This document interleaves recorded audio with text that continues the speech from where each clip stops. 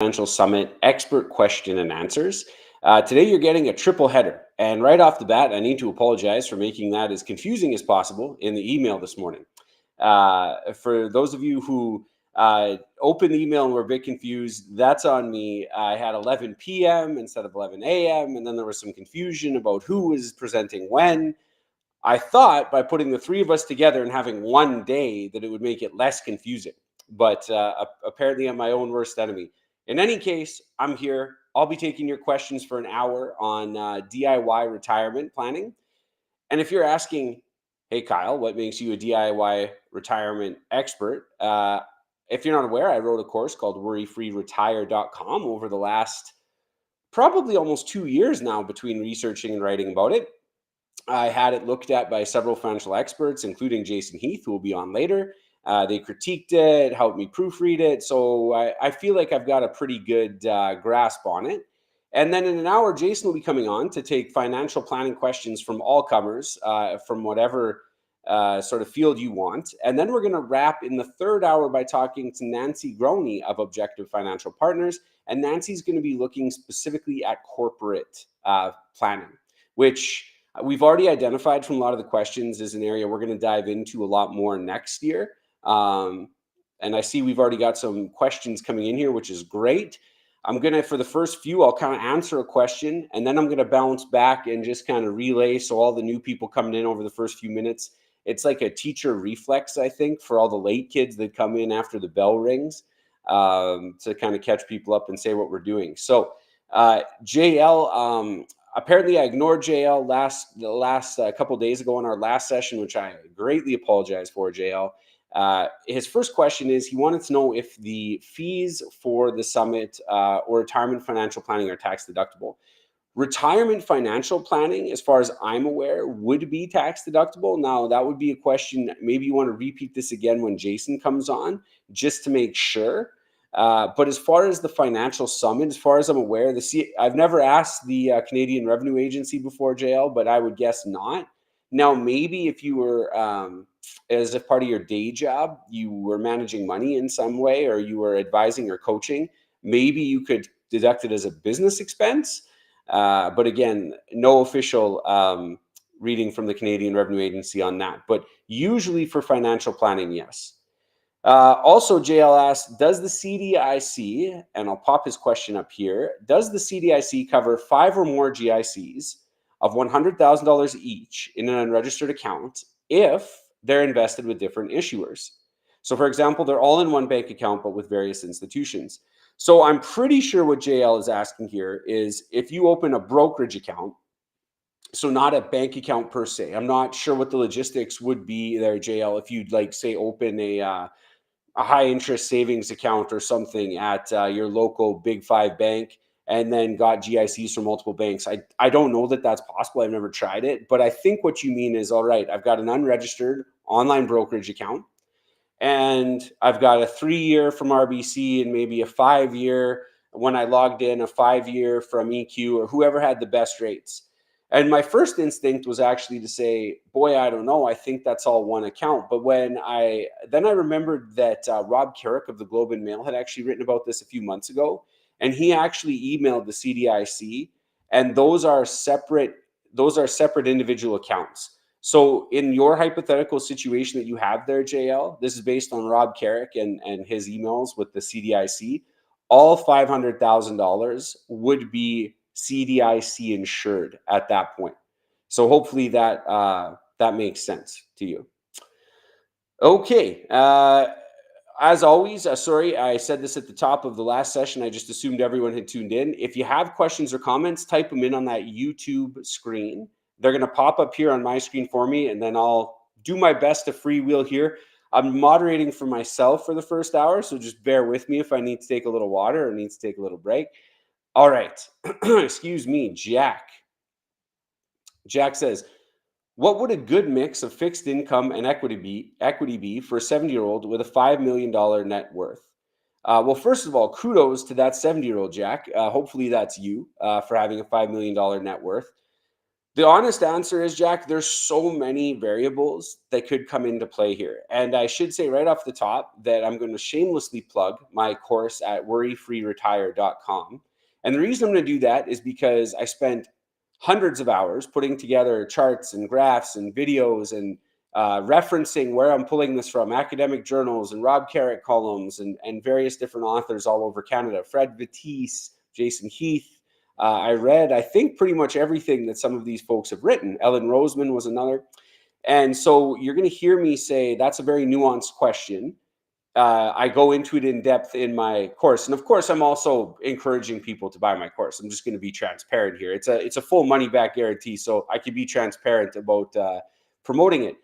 And so, Jack, there's many factors. My first question to you, if I was going to answer this, would be, hey, what's your goals? What's your goals for this? Right? If you just need to generate 120 grand a year in income to be quite happy and meet all your goals, man, let's just put it in some CDICs or GICs and fixed income products, and you'll meet your goals, and you'll have essentially no risk unless the entire government of Canada were to collapse, and you're off to the races. If you say, look, I want to maximize my statistical probabilities of having a higher net worth upon death, whether that's for an estate or whether you just have a relatively high risk tolerance and you want to get the most bang for your buck, so to speak, and you trust the numbers, you trust the math, obviously that would change it. Truth be told, there's, like I said, everyone's risk tolerance is different, everyone's goals are different. And so I think the only person, Jack, that could really answer that is you. How have you reacted? Have you been invested in the past? How have you reacted when, if you were 80% invested in stocks, say, how did 2008 treat you? Did you lose sleep at night? Because if you have anxiety at the thought of your investment portfolio losing 3 or 40% of its value, that would be a sign you have too much equities. Furthermore, fixed income, if you looked at bond funds the last few years or the last 2 years, they haven't been on a very great run. So you look at the trade-offs between, like, say, a bond ETF, which is a bond fund, and a GIC, and sort of the pros and cons of those in regards to your fixed income. That's the path I would go down. Those are some of the trade-offs involved. But the truth is that if you go to any advisor and they tell you they know the exact answer to this question without getting your response to all those other questions I just outlined, run away from them. Actually, and before we even get into that, Jack, we didn't even talk about how much this net worth is in your house. If that's 5 million in investable assets, if you have a house aside from that. So all these questions, you are going to be a very attractive candidate to a lot of financial advisors out there because of your high net worth. Make sure that they ask you those questions and have a solid educational component for you before you commit. Okay, I'm going to take a sip of water here, and then we're going to get to Cheryl. All right. So Cheryl asks, hi there. Any thoughts on private wealth management firms? Some of the returns seem too good to be true. This one courting us currently invests in private markets. So, the term private wealth investment firm, that can mean a few different things, Cheryl. And private markets is a bit of a separate thing yet again. So a private wealth investment firm can really be almost anyone that owns, that's not a publicly traded company that provides financial advice. A lot of these titles don't have precise definitions in Canada. So I guess before I address the private markets thing, I just wrote an article on $1 Million Journey, which you can check out, that checks my criteria for how to choose a financial advisor and get financial advice in general. So that would be my first sort of go to that. My next piece would be anyone that's taking a percentage of your investments, just run away from them. I don't know how else to put this. I've been hearing for 10, 15 years, various different explanations for why we need to take a percentage of people's portfolios, whether that's a percentage of the overall portfolio or percentage of the funds in the portfolio. I don't believe in it. I don't believe that is a responsible way to manage investments. And so that would be where I would begin. Now, if we're talking about, which I think is what you're getting at here, Cheryl, if we're looking at private funds, and we're looking at, like, say, we're not looking at ETFs, we're not looking at publicly traded funds or mutual funds that trade in only like stocks and bonds that everyone has access to. I honestly think they have a tough time justifying their fees. I've listened to a lot of information on this. I read a lot about it. Ben Felix has done a lot of work on this over at PWL Capital. Some really interesting interviews with guys like Larry Swedroe, some of the folks who have helped build up the Yale and Harvard endowment funds, which are probably the best private market, long-term private market folks that you're going to find.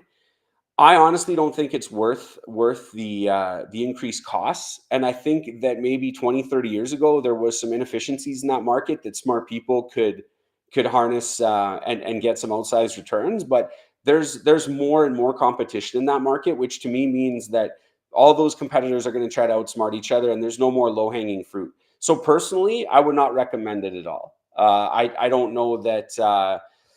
Maybe there might be certain elements of it. I'd have to look in terms of diversifying a massive portfolio, that you might get some benefit out of just diversifying with certain other assets. But that's not my cup of tea. I just don't think the juice is worth the squeeze there. I would keep it simple. And you feel free to, if you want to re-ask the question to Jason when Jason comes on, but that would be sort of where I would be headed.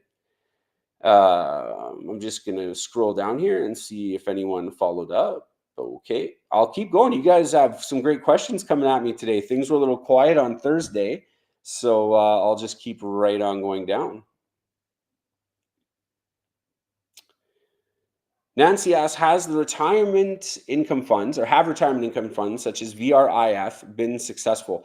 I guess that depends what you mean by successful, Nancy. There are many people investing in them. How have the investment returns been? Again, those are for the most part they're passively indexed funds from Vanguard. In the case of VRIF, they're not completely passive in that there is like covered call components that are used to uh, boost the floor and lower the ceiling of those investments. And what I mean by that is, without getting too much into like how these guys are using options trading, they're you can use different financial instruments that say, if the stock succeeds above this point, we're not going to participate in that. And in return for that, we'll get a little bit extra on the bottom line. And so companies will offer this trade-off to you. And so those basically things like VRIF, funds like VRIF are using these sort of mechanisms to boost the bottom line. So in my opinion, they've been successful in terms of giving the Canadian market a lot of options, and they've been able to sustain their dividend that they want. Some folks would say it's not a pure dividend because there is some return of capital there. And I think last I checked, I did an interview with on Million Dollar Journey with the Vanguard folks. I forget the gentleman's name at the moment, but he was responsible for part of the creation of VRIF, and he said that they aim to return capital no more than once every 5 years, which only is really important in that it will affect your tax return if you have VRIF in a non-registered account. So have they been successful? It's not really a matter of stock picking. They've been successful. They've done what they're meant to. They'll take your money and efficiently spread it out over many different stocks and bonds, and they'll sort of boost that minimum return. Yeah, I guess that's where I stand on that, Nancy. Would you be better off long term, statistically speaking, in just a basic bread and butter regular ETF like VBAL, to use a comparable? Probably you would, just because that ceiling on stocks more often than not you're going to go through it, but that's long term. And most folks using something like VRIF really are looking for retirement income that's more consistent. So that's a trade-off they're willing to make. But that would be the difference between something like VBAL and VRIF. Hopefully that answered your question. Okay, Sean. All right, Sean he and his wife are both teachers, two people after my own heart. Obviously, my wife and I are both teachers, for those of you that don't know me. We plan on retiring at 55 and 52. Well, kudos to you, Sean. We plan on taking my pension and likely commuting her pension. Are we able to take money from her Lira LIF, before 55? You know what? Jason is a Lyra Lift expert. So I'm going to ask you, Sean, to retype this question in back when Jason comes, because he's going to be able to tell you all the different things. Um, my thoughts are, it's either 50 or 55. I forget on what the regulation is off the top of my head, and without googling it here. I am curious if you want to follow up with Jason, and there is kind of a dead spot later, and we have time to take multiple questions from the same person. I'm curious why you decided to take one of you take your pension and the other of you take a commuted value at 52. You could, just so you're aware, if you're not aware, Sean, I'm not sure how this was described to you, but your wife, we are able to take her money. Okay, just making sure I got the respective ages right. Your wife could wait 3 years and still get her pension. It's not a matter of like her commuted value would somehow be less, or something like that, or that just because she wouldn't get her full pension at 52, that it's not worth waiting the 3 years until 55. I only ask because a lot of people would love and are very jealous of folks in our position with two possible defined benefit pension plans. So I'm just kind of curious on that. So check back with Jason in regards to that. But it's either 50 or 55 that you can access that money, but I can't remember which off the top of my head. Sean, okay, Sean furthered up here. I'm just scrolling down, guys. If you're like, why is he just repeating this? I'm just scrolling down and answering as I get these questions. I heard we can unlock some of free Lyra and put the money in an RSP. How do we do this? We are in Alberta, if that makes a difference. Yep. I'm going to recommend Jason on this one, just because he's an absolute genius on the Lyra stuff. I ask him any Lyra questions that I have all the time. It would be a matter of how much RRSP room you have, first and foremost, and then the regulations regarding how much of your Lyra you're allowed to take out.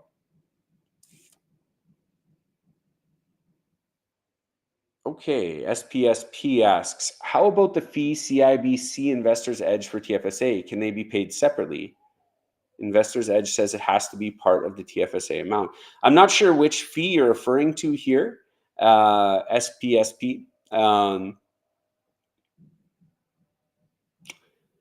Yeah, sorry. I'm assuming that CIBC Investors Edge wants to take some fees from you in regards to the accounts that you have. My answer to this, SP, is go check out our online brokerage comparison at $1 Million Journey, and then choose a broker that doesn't have fees for accounts, and then you don't have to worry about it. Okay, Aditi asks, how can we find your course? Aditi, head to worryfreeretire.com or .ca. Either one will bring you there. Or just Google Kyle Prevost retirement course, and either one of them will pop up.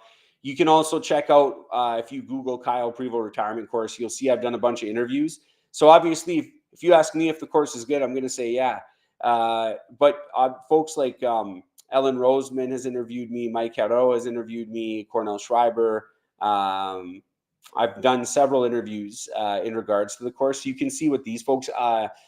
There was in Money Sense, Jonathan Chevreau did a thorough review of the course. I gave him a review copy or login of the course, and you can see what Jonathan, who's been writing for multi-decades, has thought of the course. So don't take my word for it. See what these folks who've kind of seen a lot and seen a lot of attempts to sort of help people out, see what they think of it, and make your decision from there. Okay, Corinne asks, what are DIY retirees doing with their investments as they age and they don't want to manage it, or they can't anymore? Corinne, that's a great question, and I think it's one that it's not one that we talk about enough, because it just sucks to think about, right? What we're addressing here is preparing for cognitive decline, and it's kind of inevitable for most of us. For enough of us that we should be planning for it. And we don't like to talk about it because that means we don't want to plan for it, because it's just not fun to consider. Now, there's many different ways to do this. And I don't think one is more right. I think it's what is most comfortable. I will tell you this, Corinne. Before I started researching my course, I had a negative opinion on annuities specifically. And if folks aren't aware of what an annuity is, I describe it in the course as essentially buying a pension. So I was obviously very familiar with a teacher's pension, being a teacher. And folks would say, "Oh, you guys are pretty lucky," and I'd say, "Okay, well, let's buy an annuity. You can purchase my pension. Not quite apples to apples, but close enough to get a general idea of what an annuity is." And I really think that the more research I did, the more I like the idea of annuitizing a solid chunk of your retirement nest egg for most Canadians. Depends what your goals are, depends what your assets are, depends what your comfort with risk is, but that annuity is going to be a guaranteed chunk of money that hits their account every month for the rest of their life. And if you do a joint annuity, it hits either you or your partner, your spouse. It'll hit their account or your account, whoever last living, their account for the rest of your life. And that is one way to mitigate the risk of, like, I don't want to be worrying about selling portions of my ETFs as I age in my upper 70s into my 80s. Another way of doing this that I became more and more, the more smart people I read, the more I agreed with the idea of deferring your OAS and CPP. And so what that would mean, Corinne, is using more of your own investments to fund your retirement up until the age of 70, or whatever age you were able to defer to. It could be 67, 68, 69, 70. And by doing that, it's kind of like an annuity in and of itself, guaranteed by the Canadian government, because you're guaranteeing yourself a larger CPP payment.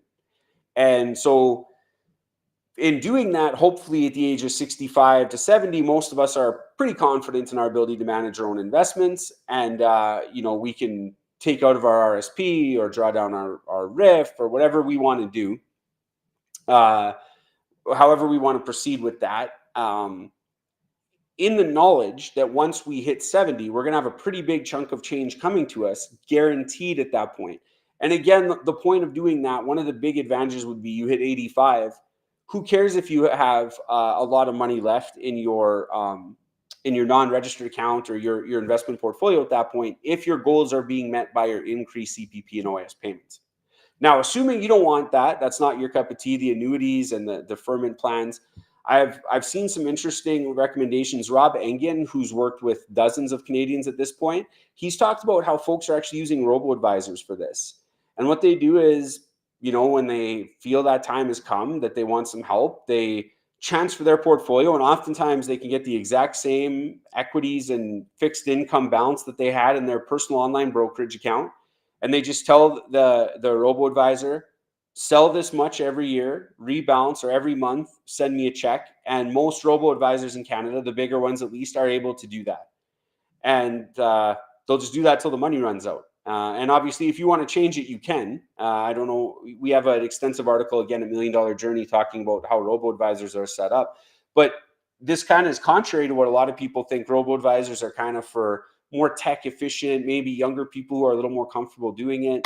But Rob said he's had a lot of success recommending this to people who want like a less hands-on solution as they age. So those would be sort of my main recommendations, Corinne. Hopefully that helps. Jack says, thank you, Kyle. Can you provide a link to your course? There is probably a way, but I'm embarrassed to admit that I don't know this platform that I'm on here. It's not the YouTube platform specifically. It's a separate one that I then use to stream it out. So like I said, just Google Kyle Prevost retirement course and it'll pop up right away. And then you can see what other people have said about it. Okay, Cassandra asks, I've always thought that it was best to max out the TFSA before the RESP. However, is it better to do the opposite to get more of the Canadian child benefit? How do you need to invest to even make that worth it? So the CCB, I'm gonna assume, Cassandra, I'm gonna look here in the column. Cassandra, CCB, you're referring to the are you the Canadian Child Benefit, or are you talking about the match, the 20% match that comes on your RESP? Our RSP. Got you. Okay. I thought we were comparing saving for a child's education there. Okay. So You thought it was best to max out TFSA before RRSP. However, is it better to do the opposite to get more CCB? How much do you need to invest to even make that worth it? Great question. So just to kind of paint, I know Cassandra only got I think it's 200 characters to describe the situation there. By contributing to your RRSP, you're going to lower your taxable income for the year. And obviously, as Cassandra probably knows, the lower your taxable income is, the more, uh, Canadian child benefits, or things like, eventually the OAS, but means tested government programs are a lot of them are based on taxable income. CCB being a big one. And so what we'd have to do, Cassandra, is look at your specific situation. It's not a matter of the investments. It's a matter of the the CCB clawback as you climb up that income ladder is substantial, especially if you have multiple children. So it acts almost like an increased tax rate. And so how I've described it to my friends with children is, you can lower your marginal tax rate is often like 50, 60%, depending again on what income level you're at. And so then it can definitely make sense to contribute to your RSP, because the refund you're going to get on that is large, because you're paying such I shouldn't say a refund. Your refund will be the same, but you're going to get an increased Canadian child benefit as a result. So your combined refund plus your increased CCB is going to probably be pretty substantial, because that marginal tax rate, I'm calling it a marginal tax rate, your tax plus your clawback is so high. But again, it just depends. If you're, at the high end of the scale, it probably isn't going to make much of a difference. The investment side of things, off the top of my head, I can't think that it would change all that much, whether it was in your TFSA or RSP. Maybe you'd look at, possibly in your RRSP, maybe putting some U.S. equities that wouldn't be taxed as beneficially as in your, that would be taxed more beneficially than in your TFSA. But that would be about the only difference, assuming your risk tolerance is the same, obviously, for either account. So that would be my thought on how to sort of balance that, or how to do the math on that. You just have to Google like CCB thresholds or CCB clawback, and see how, we had Ed Rempel did a talk on this a couple years ago. So you could look at past episodes. If you have a product, we're going to be releasing some of the back seasons of the Canadian Financial Summit here shortly. And if you buy that and you check out Ed Rempel's talk, you'll see he details just how expensive it can get for people to earn money if they're in some of the lower tax brackets. And as they climb, the government will claw back that benefit. So yeah, I might be repeating myself, but there's a few elements to that I just want to make sure. And I think that would probably, for most people, tip the balance in favor of the RSP. Okay, Glenn asks, I recently listened to you and Cornell on his podcast. You mentioned investing within a corporate investment account with Horizons ETFs, taking dividends and turning into capital gains. Could you please expand? Okay. So Glenn, I talk about this quite a lot in my course. And there's two main groups of people that I know that use these ETFs. And they're people investing within corporations and expat Canadians. And the reason this is they're called swap-based or total return ETFs. So if you Google swap-based ETFs or total return ETFs, that's what you're going to come up with. I'm not sure if Horizons is the only one. I know Horizons was the first one, and they're the ones that I have personal experience with. But basically what this is Horizons goes to a bank. I think it used to be National Bank of Canada. I don't know if it still is, but they go to a large institution and they say, look, what we're going to do is we're going to swap at the end of a specific period of time, whether that's a month or a quarter, I'm not sure. We're going to take something like the S&P 500 or the TSX 60, and we're going to look at what was the capital gain. So let's say for the year it was 6% with 3% dividends. And instead of saying 6% and 3% dividends, we're just going to swap, and you're going to give us that total return all at once. So effectively, it acts like a capital gain.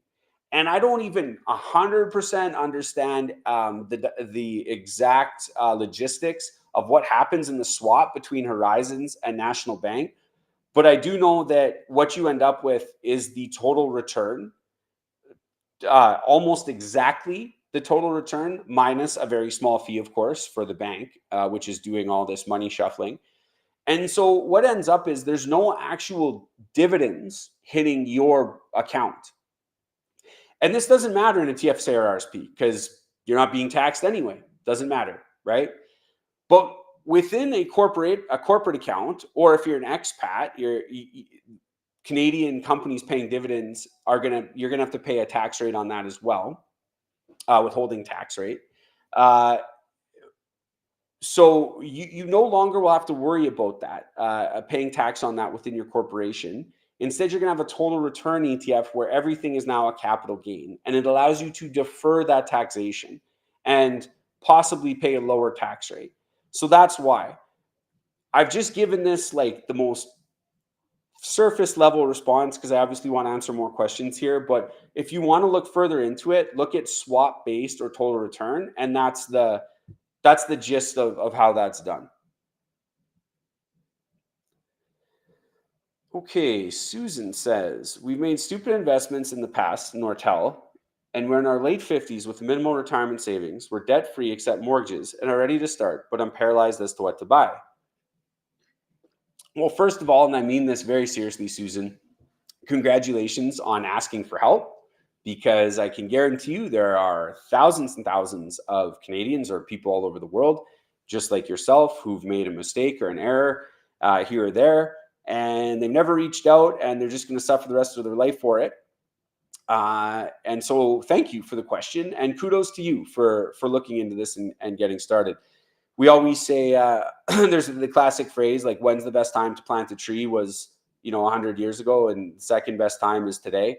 So if you're planting a money tree, the best time was maybe when you bought Nortel, but the next best time is today.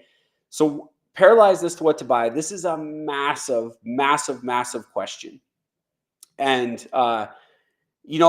is I hate the salesman talk, but I'm going to be a little bit salesy here with my course and say my course, honestly, Susan, is going to take you through step by step, and it's money back guarantee. If you come to me, and I've already given a couple refunds of people who just said I actually, something happened and I need the money back, and it was within a week of buying the course, and I've refunded. So I'm a little salesy with the caveat that I'm not just going to take your money and run. But it'll take you step by step through, okay, let's learn what a bond and a stock actually are, right? Or a GIC actually is. What are those things? Like, but I'm not going to give you the best and hottest stock tips and what to do. I'm going to say these are the building blocks of a portfolio. Here's what a fund is. It's a collection of these different assets. An asset is just a fancy way of saying something that makes you money, right? And here's how they're organized, and here's what the math says, here's what the studies say, and here's how you should arrive at how to construct your portfolio based on your personal risk level. And I think it's worth it, even if you were to go use a financial advisor after, simply because you'll know if that financial advisor is just trying to sell you stuff, or if they're actually educated enough and good enough at their job to engage with you and understand you personally as a client before they start recommending products to you. Otherwise, you're kind of just walking in the dark, hoping you meet someone, hoping you get an advisor that is good, and you'll have no real way of ascertaining. But you shouldn't be putting most of your money in any one stock. In fact, I don't really recommend many people get involved with stock picking. There's a very, very small group of people that love to pour over financial statements and balance sheets. And that's what they just enjoy doing on their weekends and trying to outsmart the market. And maybe for those type of people, a portion of their account makes sense to pick stocks in.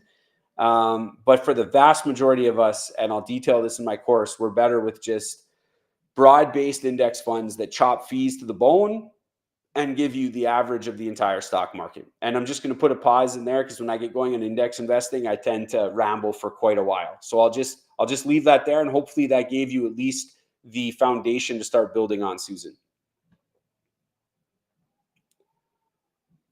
Okay, Aditi asks, is it a good idea to use a robo-advisor for 10-year investment with medium risk appetite?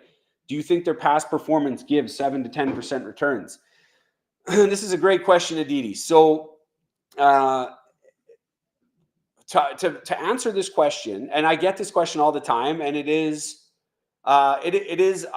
slightly frustrating to me, only in that we're asking the wrong question. Because the real question that you need to decide for yourself is, do you want to be an active investor or a passive investor? And I kind of just had this discussion in regards to, I believe it was Susan's question. Yeah, Susan's question up above. An active investor is someone who says, look, I think that either myself or the mutual fund person that I pick, they can go out into the marketplace and pick the best stocks, the best bonds, and they're going to do better than the average. A passive investor says, look, I just want a little bit of everything and I'll get exactly the average. If the average of the TSX 60, which is the 60 biggest companies in Canada, if the average return that year was 5%, I'm going to get 5% minus like 0.05, whatever the fee is for the ETF. Almost negligible. Okay. Same thing for bonds. And statistically speaking, passive investment is almost always the winner over 10 years. Almost always. Active investors that do beat it have a really hard time doing it again. The reason that active investing still is a thing is because the mutual funds that are active investors, they pay a lot of money to financial advisors who are not fee-based, advice-based. So Jason Heath and Nanci Grouni that'll be on later today, they are not like this. They don't take commissions. They don't take kickbacks. They don't take a percentage of your portfolio. If you go to them, they'll tell you, they'll ask, they'll say, hey, what do you need? And you'll say, here's what I need. And they'll say, all right, that'll be this much money. Just like as if you were going to go to the dentist or whatever, all the other services we buy in society. Most advisors you go to, you walk in and you say, here's what I'd like. And they say, oh, that'll be free, sir. No problem. The mutual fund company will cover that on your behalf. Here's what we recommend. Here's a fancy chart. And you're off to the races. All I know, Aditi, is I have read honestly probably 4 or 5 dozen books on this. I've read hundreds of columns. I am certain that index investing is the answer for 99% of people out there. I use it myself. I recommend it to my parents. I recommend it to my friends. There's a small group of people out there that I think are semi-qualified to try their hand at active investing. And if they're honest, even they have a hard time beating the market over the long term. Now, in answering that, robo-advisors, I think all of them, definitely all of the biggest ones, they are all passive investors. So when you ask, how has the robo-advisor done? That's an irrelevant question because they're all passive investors. They have all done exactly the average of the various funds that they're invested in. So if you go to one of the big advisors and you go through their risk assessment and the two of you agree, okay, I want 70% of my portfolio in stocks, 30% in fixed income. And within that 70% that's in stocks, I want, the whole world stock market, right? And the 30% that's in bonds, I want half of that in Canada and half of it in the rest of the world's governments and maybe a few big companies like Disney. I want some of their bonds in there. And I just want to rebalance and always keep that general portfolio. They're all passively managed, all of those ETFs that those robo-advisors are going to put your money into. And they're going to do it for, somewhere around 0.4%, which is not nothing. But yeah, so I think it's a good idea. I think it's a very good idea for the vast majority of Canadians that are looking at active investing or using mutual funds. I think robo-advisors are very solid. I do think that the all-in-one ETFs that we have now, they have taken a lot of what made robo-advisors special, and they've put it in just a even cheaper, much cheaper in some cases, product that you can just log into an online brokerage and buy. So like, Rob Engen has talked about the two fund portfolio he uses, like VEQT, and I forget what his bond allocation is if he even has one. But if you look at VEQT as an example in Canada, and there's other ones, this is just off the top of my head. Again, at Million Dollar Journey, we've written about all of the all-in-one ETFs in Canada, so you can look there and compare them all. But you can do it there, but obviously the robo advisors are going to give you a few other things on their platform that you can't get through just an all-in-one ETF. But that would be my answer to, do I think they're a good idea? Okay, I realize I'm rambling a bit, guys. I'm just trying to balance out here between giving all the detail that each of these answers deserves, and also getting to as many questions as possible. So I apologize in advance. If you're here wondering, hey, when is Jason and Nanci coming? Jason should be here in about 20 minutes. Nanci's going to follow up after that. Nanci's going to specialize in some of the corporate stuff. Just keep firing your questions away, and I'll keep answering them. Okay.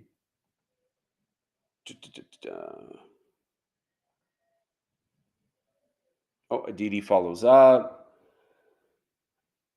Do you know if CIIC secures 1 million for a CIBC account and a Simply Financial account separately? They seem to be in the same parent company. Definitely, they do not, because the CDIC only covers 100,000 per account. So I would think Simply Financial would probably almost assuredly be a different $100,000, but that's what you'd be looking at, Aditi. Okay, SPSP asks, is an annuity still recommended for people with a defined pension plan? Good question. Again, it depends what your goals are. Honestly, there are people out there who, if they could just take their nest egg and turn it into a monthly income and never worry about it again, they're going to be getting, a check from their employer through the defined benefit pension plan, which is, I write about the studies in my book, but it's not guaranteed. But we've had very, very few cases in Canada of companies not being able to pay out their defined benefit pension plan. You'd be getting your OAS, you'd be getting your CPP, and now you'd be getting your annuity check on top of that. And if you've got all those things just coming to you each month, and you never have to log into an online brokerage, you never have to worry about the stock market, that sounds great for a lot of people. Now, mathematically speaking, is it the optimal way to get as much money as possible, or would it have been the best way in the past? And the answer to that is no. An annuity, obviously, you're pooling your money with a wide variety of people, and you're looking at an average, and that company then takes your money and invests it in stocks and bonds and some other different investments, and then is paying you out.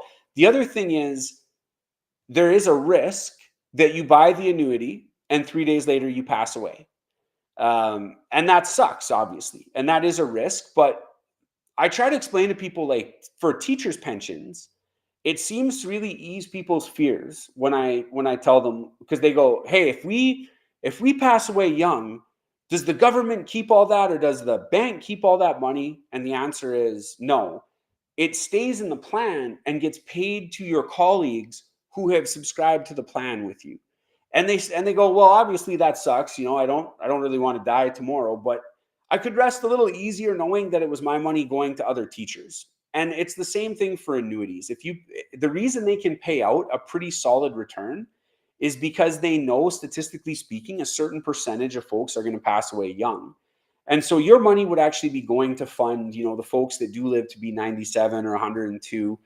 And so some folks, for some, it just depends on how you look at it, I guess. But some folks take a little solace in knowing that's how an annuity works. So I don't think by any means that having a defined benefit plan means you shouldn't have an annuity. But statistically speaking, you've already got a certain amount of semi-guaranteed income coming. The idea would be, mathematically, you could take more risk, but it just depends how you value risk versus that super convenience of having an annuity. There's no right or wrong answer there.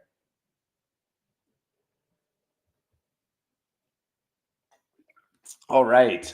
CF Prue says, what are your personal thoughts on the current stock market conditions and the volatility over the last couple of years.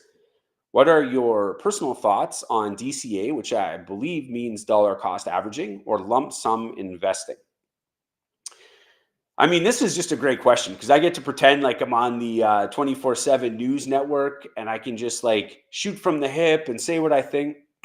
I write actually every week CF or CFP. I'm not sure how I'm supposed to address you, Mr. Miss Prue. Uh, I write a column for Money Sense magazine each week called Making Sense of the Markets, where I do kind of give my thoughts on current stock market conditions and bond markets and housing markets. So you can check out, if you Google like Kyle Prevost Money Sense, you can kind of go each week and see what I think. Um, I don't want to spend too much time on this because the truth is that no matter what my thoughts are, it probably shouldn't affect your investing style at all. Long story short, I think that if anyone says to you that they're sure they know what the market's been doing and where it's going, just quit listening to anything they have to say, because they're trying to sell you something, or they're trying to sell themselves as an expert, and they're an idiot. Because there is no data. We've never had anything like what we attempted to do and did do during the pandemic, where we shut down multiple sectors of the economy of the world's industry, and simultaneously through monetary and fiscal stimulus at our countries. So we have no idea what the long-term effects of this will be. And of course, like, I wasn't really surprised at the volatility, because when you do something that we've never done before, nobody really knows how to price an asset. And consequently, we saw markets go up and down. And there was a lot of, like irrational investor behavior when we're talking about things like cryptocurrencies and GameStop and all those guys. So long story short, go read my column if you want more of these super random Kyle Prevost market thoughts, but they shouldn't really affect your investing long term or even short term. Probably, I feel like if I'm not even using my own, if I'm not even being an active investor based on my own thoughts, I shouldn't recommend anyone else be. But yeah, that would be my sort of random. I do think that if I had to guess, and based on like when I go to write my 2024 predictions column, which I always give the same caveats I just gave, I think my general approach is that it pays to be an optimist. And I write in my course that, like, look, if you look at like the 20th century, if we went through like World War One, World War Two, the Cold War, numerous crazy, like the Cuban Missile Crisis, multiple financial meltdowns, the 2008 subprime mortgage crisis in the States. If we went through all of that, the Soviet Union falling down, so on and so forth, right? If we went through all that and the market got 10% returns, mostly American stock market, but if you look at Canada, the US, we're between 9 and 10%. I like our odds for the future. So that's generally, I try to always keep that as the foundation of what I think. Now, dollar cost averaging versus lump sum investing. The math says lump sum investing wins every time, or wins. It always will win a majority of the time. So, for example, if you look in the past, because of what I just said, because the stock market generally does well and has done well, it pays to have your money in the stock market. Now, of course, the worst fear is you put the lump sum in and the market does bad. If that fear is causing you a lot of anxiety, then go with dollar cost averaging. If you trust the math and you're like, hey, the math is the math, I'm better off putting it in right now, the odds are pretty darn good, then lump sum wins. I personally, for me, would put lump sum. If I were to inherit $100,000 tomorrow, I would put it into my portfolio all at one time, trusting the math behind it. Okay. Oh, follow up here from CF. How would you approach investing if you left an advisor and the assets are in cash and you now want to redeploy into a DIY manner and approximate a 15-year retirement time horizon? Again, this is such a huge question, and you guys are going to get sick of hearing this, but I do go through step by step in the course on exactly how I would approach investing with this.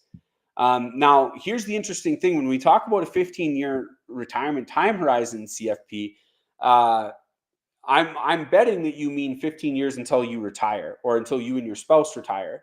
Now, here's the interesting thing is you're probably, hopefully, going to be retired for like 30, 40 years. For sure, 25 if you're like somewhere around the Canadian average.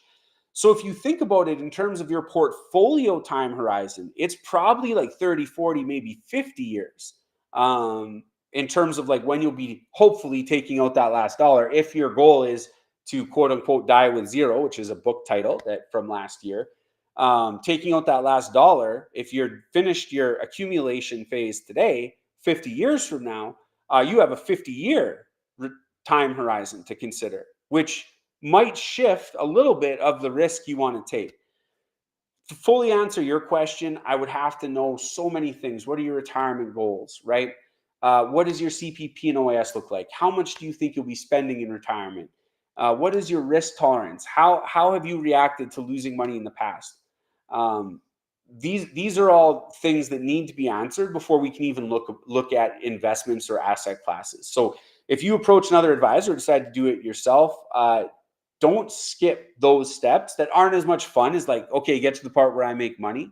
Um, those things need to be looked at before you start actually choosing investments or zeroing in on a solution.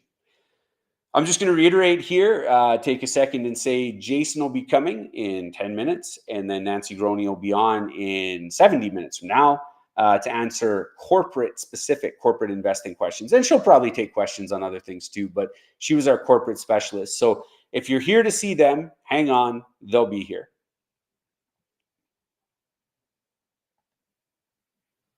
Okay, Kirk asked, how does income splitting work? Okay, that's another big question. Income splitting is the short phrase we use to describe a variety of strategies, usually referring to when we can take an income stream and split it between two members of a couple, each person in a couple. uh, there used to be where you could include children in a corporation and income sprinkling, and so that was what income splitting meant for like certain folks that own small businesses and such. But I presume, Kirk, what you're talking about here is splitting between a married couple, and there's various ways to do this. It depends if you're already retired. It depends if you're talking about like spousal RSP contributions. It depends like if you're talking about if you have retirement, if you have a pension income or an annuity income, uh, basically what they're referring to is the closer that you can get both you and your spouse to earning the exact same amount of money using tax accreditation rules, the better it is for your taxes, right? Because if one of you earns, I'm just going to say like 120,000 and one of you earns 60,000, the 120,000 person is going to have a much higher marginal tax rate, right? They're going to be paying a relatively high tax rate on that 100 to 120,000, and the 60,000 person is going to have room in their tax bracket. So ideally, in that perfect world, we'd meet and each make 90,000, and then we would guarantee ourselves the lowest possible tax rate. And there's, like I said, we're talking about multiple ways of doing that, whether we co-own a corporation, whether we're talking about splitting retirement, whether we're talking about pension income or RIF income. That's what income splitting generally is referring to. And in fact, I know one of the questions I got for the summit was, if I had time to address today, was, why are we always talking about couples? Why aren't we talking about individuals more in retirement planning? And obviously, a lot of the tools that are out there, I sympathize and empathize with single folks, because a lot of the tools that are out there are for married couples, so that they can income split and save money on taxes through doing that. And obviously, single folks don't have those tools available. All right. Susan asks, and again, keep sending in questions, because all that we're going to do is we're just going to keep rolling these right into as Jason gets here. And if I answered a question up above, and didn't get back to you there, or said, hey, make sure and ask Jason when he gets here, you can just re-put it in the feed, and I'm just going to keep scrolling down and tossing them up here and answering them. Okay, Susan asks, is there ever a good reason to convert term insurance to whole life? I have been anti-whole life, but the advisor is recommending conversion over time. You're hitting a bit of a pain point for me here, Susan. Is there ever a good reason? There are certain instances, if you've maxed out your TFSA and you've maxed out your RRSP and you have a corporation and passing along a fair chunk of money in your estate is your number one priority, whole life can possibly work. But I don't recommend it to anyone because it's so few people that meet all those different criteria. And even when they do, the comparison shopping of different whole life insurance policies is so mind-numbingly difficult that to actually get a good deal where there's like low fees, it's just not worth it. It just isn't. And honestly, I'm gonna get in hot water here a little bit, but if you've actually got someone who is pushing you very hard in that direction, despite what you're saying, that's a huge red flag for me, Susan. I honestly, just based on that alone, would probably break up with the advisor because here's the raw facts: that advisor is going to get paid a lot of money um, uh, if they're not a fee only advisor. If they are not just telling you here's a set amount of money that you pay me each month, if they rely on selling financial products to pay for their advice to you, they're going to get a huge amount of money for putting you in a whole life policy. And whole life policies, the first thing that I saw when I started researching it is the vast majority of them are never paid out because people let the monthly payments collapse. Like, it's crazy how many. I'd have to go back and look at the exact statistic, but it's well over half of people don't continue paying until death, and they lose all that money that they put into them.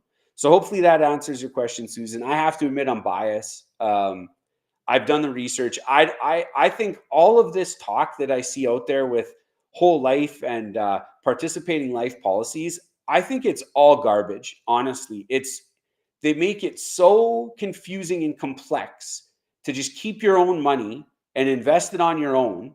Um, yeah, maybe if you want to leave behind a huge tax-free estate and you're in a high net worth category, I've seen certain scenarios where it makes sense, but even then, it just comes out slightly ahead of if you just handled your own money anyway. So I think you're in the right ballpark there of term insurance, invest the difference. Okay, Vadik asks, how do taxes work on annuities and non-registered accounts, and how do those play along with GIS? So the taxes on annuities, I've got a thick section in the course about this, Vadik. I also wrote a smaller section for Million Dollar Journey on annuities. If you Google annuities in Canada, Million Dollar Journey, my article will pop up.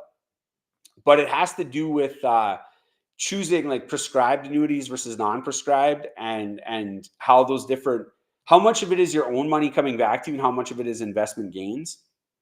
Um, that's how generally, if you set it up properly, it's pretty tax efficient, especially in a joint annuity, because again, you're income splitting there, so that's generally pretty well. Now GIS, I'm virtually certain that that those annuities would be taxable income. I don't know, there might be an annuity product out there of some kind, but off the top of my head, I can't see why that would be. Now that I think about it, I can't envision an annuity that would not count as taxable income. So that would absolutely affect your government benefits, such as GIS and OAS. So you'll sacrifice, I guess, those government helpers that are for low income folks. Okay, Chris H. In reference to the question about dollar cost averaging versus lump sum investing, if you want to go DCA but have a lump sum, where should it be parked while deploying it, and how to determine how fast to deploy it? So I think the logical place there, Chris, would be you could do two things. You could put it all in a high interest savings account, or if you wanted to get like super optimizing and geeky about it, what I would do is say like, okay, I'm going to do this every 3 months. I'm going to put a chunk in over a year. And so you could put a chunk in today. You could then buy a 3 month GIC, a 6 month GIC, and a 9 month GIC. And just as it matures, take it out, put it in your brokerage account and invest it, would be one way you could do it. That would be how you could dollar cost average. Now, again, I think there's a pretty good chance here Chris H is going to come back to me in a year after he does this, and he's going to say, Kyle, if only I'd invested it all at the beginning, I would have, I don't know how much Chris is talking about lump sum versus DCA, but if I just put it all in at the very beginning, then I would, I'd be so much further ahead. But yeah, so that's the risk you take. Obviously, if the market goes up, you're going to miss out on that. If the market collapses, then you look like a genius. Okay, SPSP. Any thoughts on future direction of our market with average Canadians carrying so much debt? Can we expect another big crash like in the last decade? And I see Mr. Jason Heath just signed in. Hi, Jason. Hey, Kyle. Thanks for joining us today. For those of you folks who aren't aware and weren't with us on Thursday, Jason is the founder and director at Canadian Financial Partners. And thanks for joining us again, Jason. Hey, thanks for having me again. So I was just fielding questions from all over the place. I had a couple ones on Lira, as I told them, just wait till Jason gets here and he'll get to those. But if you don't mind, I'll just finish off this last one here, Jason. Yeah.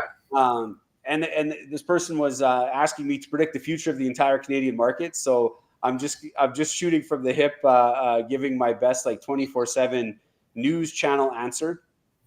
Honestly, SP, I don't worry about it. It doesn't really affect my thought patterns at all because I'm invested in the whole world stock markets. Now, that said, I do have a solid chunk of my money, as most folks who live in a certain country do have a solid amount of their money in the Canadian or in the equities of their home country. And am I worried about it? Not so much, because while Canadians do have debts, Canadians also have a pretty fair chunk of money in assets too, if you look at on a world scale. Can we expect another big crash like in the last decade? Well, I think what you might be referencing is actually the US big crash, because Canada, to the best of my knowledge, did not have a big crash. We certainly did not have a big housing market crash in across the country, maybe in certain regions, if you ask some folks in Alberta, maybe. But Canada didn't have the same subprime mortgage crisis as the USA did. And so am I worried about it? Not particularly, to be honest. There's many things that I worry about more. If China were to attack Taiwan more and we couldn't get semiconductor chips, I would be pretty concerned about that. But I don't know how to build a portfolio for a China-Taiwan war. So that's not something I'm worried about, SP. Okay. Let's throw this one to Jason, because my voice might be almost gone, Jason. Long morning. Asks, as I age, I become more risk averse. How would you change your diversified, non-registered portfolio to reflect this? Would you move more investments into index funds, income funds, or something else? Yeah, it's a good question, Nanci. I do find that, some of the rules of thumb out there about investing suggest that as you get older, you should have more of an exposure to bonds, fixed income. Kyle, I've long heard the one where your age should equal your fixed income. If you're 50 years old, you should have 50% in stocks. Or in bonds, rather. If you're 80, you should have 80% in bonds. If you're 20, you should have 20% in bonds. And I find it's an interesting discussion point, but certainly not something I would prescribe to. I see 80-year-olds who are 100% in stocks.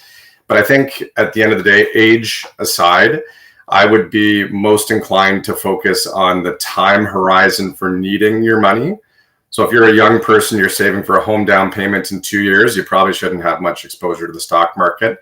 And risk tolerance. And Nanci, if you're finding that your risk tolerance is changing, that's not uncommon. I've come across a lot of people who are very competent, high risk or willing to accept risk investors with a high exposure to stocks during their working years. And suddenly when they retire, things change. It's different when all of a sudden you're not depositing money to your investments, you're withdrawing it. So it's not uncommon to see that sort of a situation. I think that your suggestion about moving more investments into index funds, I think one thing that I would always tell a self-directed investor, if I assume you're a self-directed investor, as they age, there is a real benefit to owning index funds. You don't need to do as much work, pay as close attention to your portfolio and to the markets. If your health were to fail and somebody were to jump in to take your portfolio over for you, it would certainly be a lot easier. It can also be easier when you're in the decumulation phase, when you're needing to pull out $3,000 or $5,000 or $10,000 per month from your investments, whatever it happens to be. It's a lot easier to just press the sell button on a single fund rather than sort of look through and figure out, okay, which one of my stocks am I going to sell this month, and how do I rebalance my portfolio? So certainly for a self-directed investor, I think that investment strategy needs to change as you start to draw down, and what you're going through is not uncommon by any means. Yeah, that's more or less kind of what we had talked about a little earlier in regards to how to balance out as we plan for cognitive decline, Jason. We talked about someone had asked earlier, and I went over, whether you want to look at annuities or, I've seen some interesting things with robo-advisors and folks setting something up with, which is index funds and using a robo-advisor. Income funds, that's a different one on me. An income fund versus I guess maybe VRIF would be maybe what we're referencing there versus like a GIC ladder. I don't know sort of what your thoughts on that would be, Jason. Yeah, look, an index fund, an all-in-one fund like VRIF or some of the other asset allocation options that are available out there, it certainly makes it easier to manage a self-directed portfolio. Frankly, even if somebody is not in the retirement phase, I think there's a benefit if you're going to hold some individual stocks to also having some all-in-one ETFs where, you've got some money that's sort of set it and forget it money, and then you can just focus on, a portion of the individual holdings. Income funds, I think the reference there, Nanci, to income funds is just, insinuating, I suppose, that income funds, like funds that own dividend paying stocks are somehow less risky than other stocks or the broader market. And, I'd be careful about that, because if you look back to the great financial crisis in 2007, 2008, it didn't matter if you held Canadian banks that paid high dividends. Your stocks were down 30, 40, 50%. The banks fell with the rest of the market, and that tends to happen generally. So, I'm generally a bigger fan of a broad-based portfolio that has some dividend-paying stocks, some stocks that are more growth stocks, and not focusing so much on income funds. But I think broadly speaking, starting to de-risk your portfolio if you're starting to feel a little bit less comfortable with the volatility of the markets or with just stock exposure as you age, that's fine, especially if you're are in a position where you don't need to earn a high rate of return on your investments, and your portfolio doesn't need to work as hard. If you're just tuning in, Jason Heath is with us answering questions. I just kind of freestyled solo here for an hour talking about DIY retirement questions. Jason is game to take your any financial planning questions from sort of whatever angle you guys want to throw the curveball at him here. And Nanci will be on in about 50 minutes to take a specific look at corporate planning from a personal finance angle. Okay, Cassandra has... Oh, yeah, and please keep putting your questions in. You guys got the hang of this. They're coming in. Great questions. Just type them in that YouTube comment question section, and we'll just answer them as you guys ask them here. So Cassandra says, my child has a large sum of money that is currently in a high interest bank account. I'm looking into informal trusts. What are the pros and cons? Is the money locked in until they're 18? What are the tax implications of this? That's a great question for Jason. For sure. So just to walk through the implications here, there's two types of trusts that you can have for a minor child in Canada. You can have a formal trust, and a formal trust is a trust that is established with a lawyer, typically an estate lawyer, that prepares a trust deed. And there are trustees who are in charge of the assets for the beneficiaries, which can include minor children. A formal trust takes time and costs money to set up. It might be $5,000 or more to establish the trust in the first place. And then on an annual basis, you need to file tax returns and prepare trust minutes. And there might be, $1,000 or $2,000 a year of ongoing costs. Normally, people don't set up formal trusts unless you're doing it for really significant amounts of money, like hundreds of thousands of dollars. And, depending who you talk to, maybe even more, maybe even $1 million or more.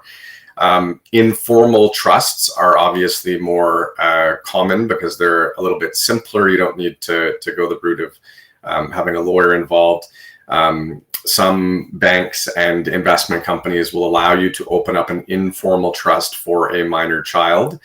And an example might be if you're opening up an account and you're buying them, some shares or mutual fund or something like that. And it's an informal trust because, again, there's no legal trust deed that establishes it. It's just sort of notionally putting some money into an account for them. When you do that and you have an informal trust account like you're considering, Cassandra, pros and cons. I mean, one of the pros is it's simpler and cheaper than going the formal trust route. One of the cons is that you have less control over it. Once a child turns 18, that legally becomes their money, whereas a formal trust, you can have more control and restrictions around when and how and if the money is even distributed to that. One thing to be mindful of on the tax implication, just take money and put it into an account for a minor child. The attribution rules apply.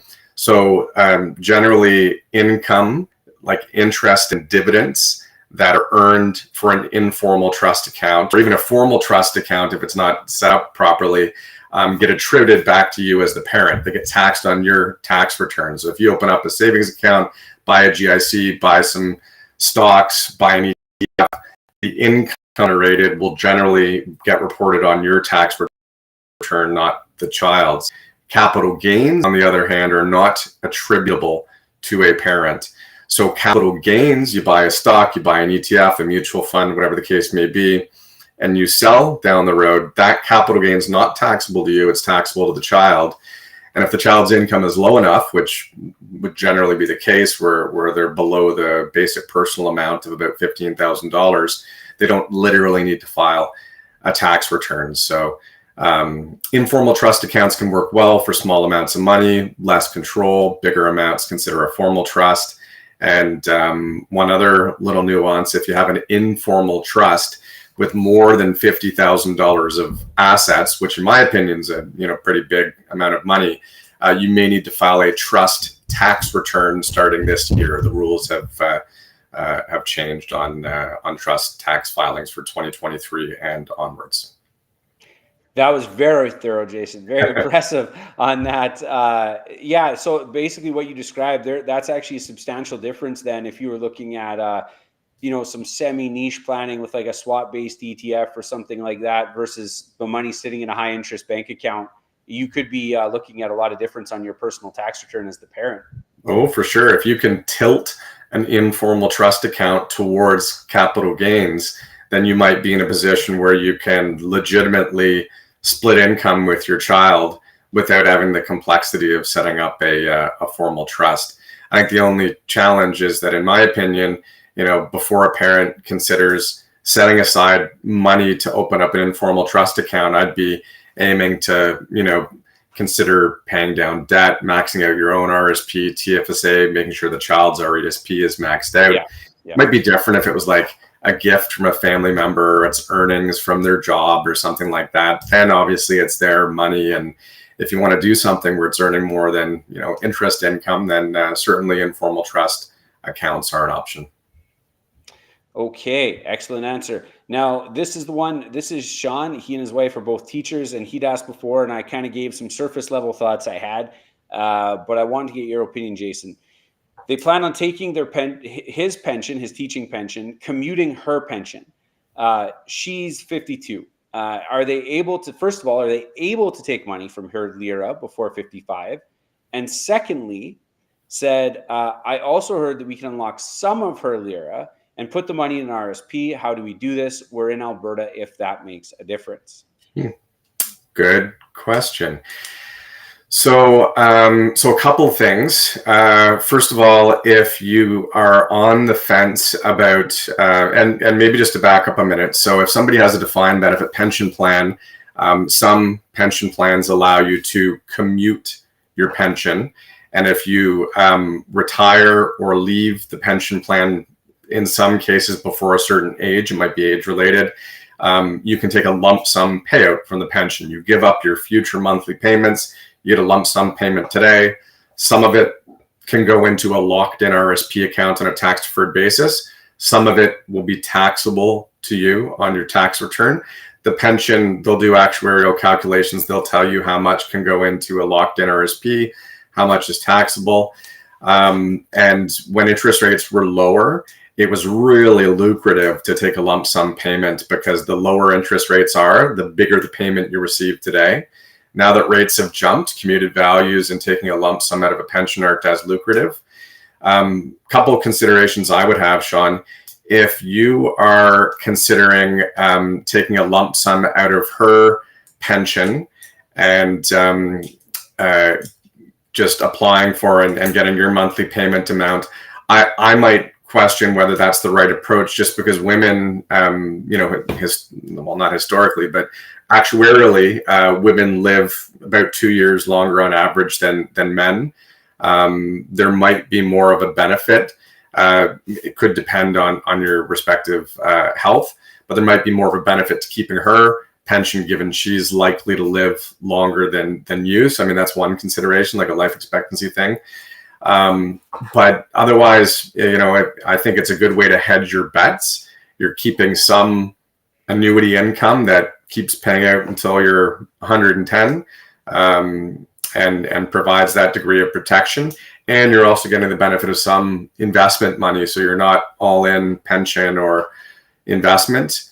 In terms of unlocking, I actually can't remember off the top of my head. I live in the province of Ontario. It's different province to province, but different provinces have different rules on when you can access pension money. Most of them are 55, some are 50.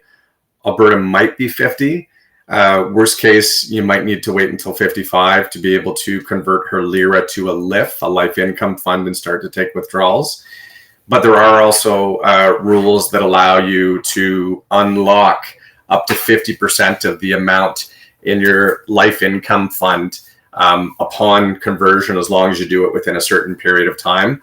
Likewise, I'm in Ontario. I know the Ontario rules off the top of my head.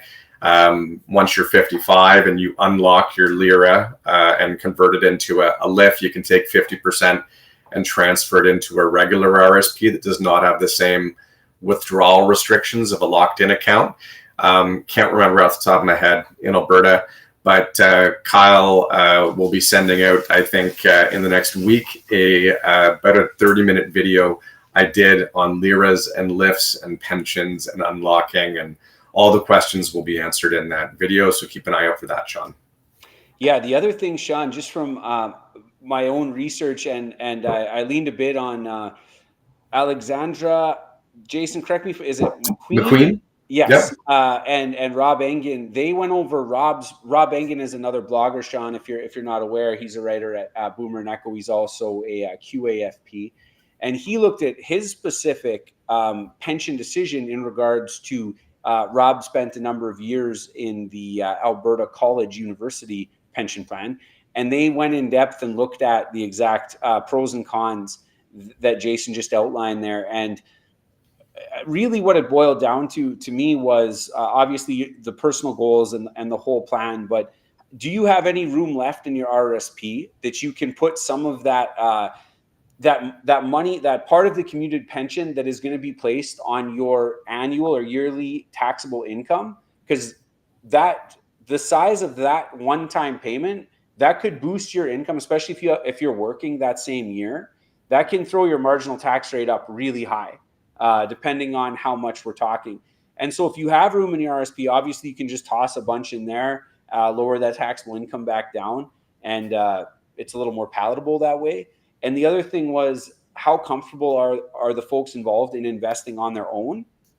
Just because, like, if you understand and you're like, yeah, low fee index funds, like you're probably gonna do all right, or at least comparable to likely how the pension fund would have did if you'd left your money in. And the other thing Rob looked at is like, what's the health status of the actual pensioned entity, whether that's a trust or the actual institution. In your case, as far as I'm aware, as far as teachers' pension funds, usually they are provincially mandated by the province. I'd have to look. I know each province Yeah. is different, but correct me if I'm wrong, Jason. They're pretty darn safe. Like they're about as safe as any other government pension that I'm aware of. For sure. I mean, in terms of, it's a registered pension plan that's subject to protections. And I mean, arguably the provincial government would need to get into trouble for the pension plan to be at risk. So pretty guaranteed. But I think you hit the nail on the head that it's a multifaceted decision, and it's tough because sometimes I get a question like that and it's like, well, how long do you have? I mean, you could almost spend an hour just talking through all the different ins and outs. And one of my favorite answers when it comes to a finance question, it depends. It depends. Yeah. I tell people, if you don't get a little bit of that, and there's not a like, first I need to know these 3 or 4 things, you need to leave that advisor immediately. If they have the guaranteed best answer, they're a salesperson. They're not. Very few right and wrong answers. And even something that I would never do myself as a financial decision. There's even a hint. There's somebody out there that it might be good for. So I think you have to explore and consider all factors. All right. So playing on your trust answer and knowledge here, Jason, we've got JB asks, I opened an informal trust for my 15-year-old son. He's now 22. I'd like to transfer the account to him. Are there any tax implications for my son as the beneficiary and me, the contributor trustee? So again, because he is over the age of majority, he is 22 now. I mean, technically speaking, the money is already his, and he's entitled to receive it. If you just haven't gone through the process of transferring it to him, no problem, no big deal. Once again, capital gains for a minor child are not attributable back to the parent. They belong to the child. So in this case, even if you bought investments that have gone up in value and there's a deferred capital gain, the investments and those capital gains are technically his. So you would be able to transfer the investments to him, the investment account solely into his name without triggering tax. That differs from other situations where a parent may have always had money in their own name.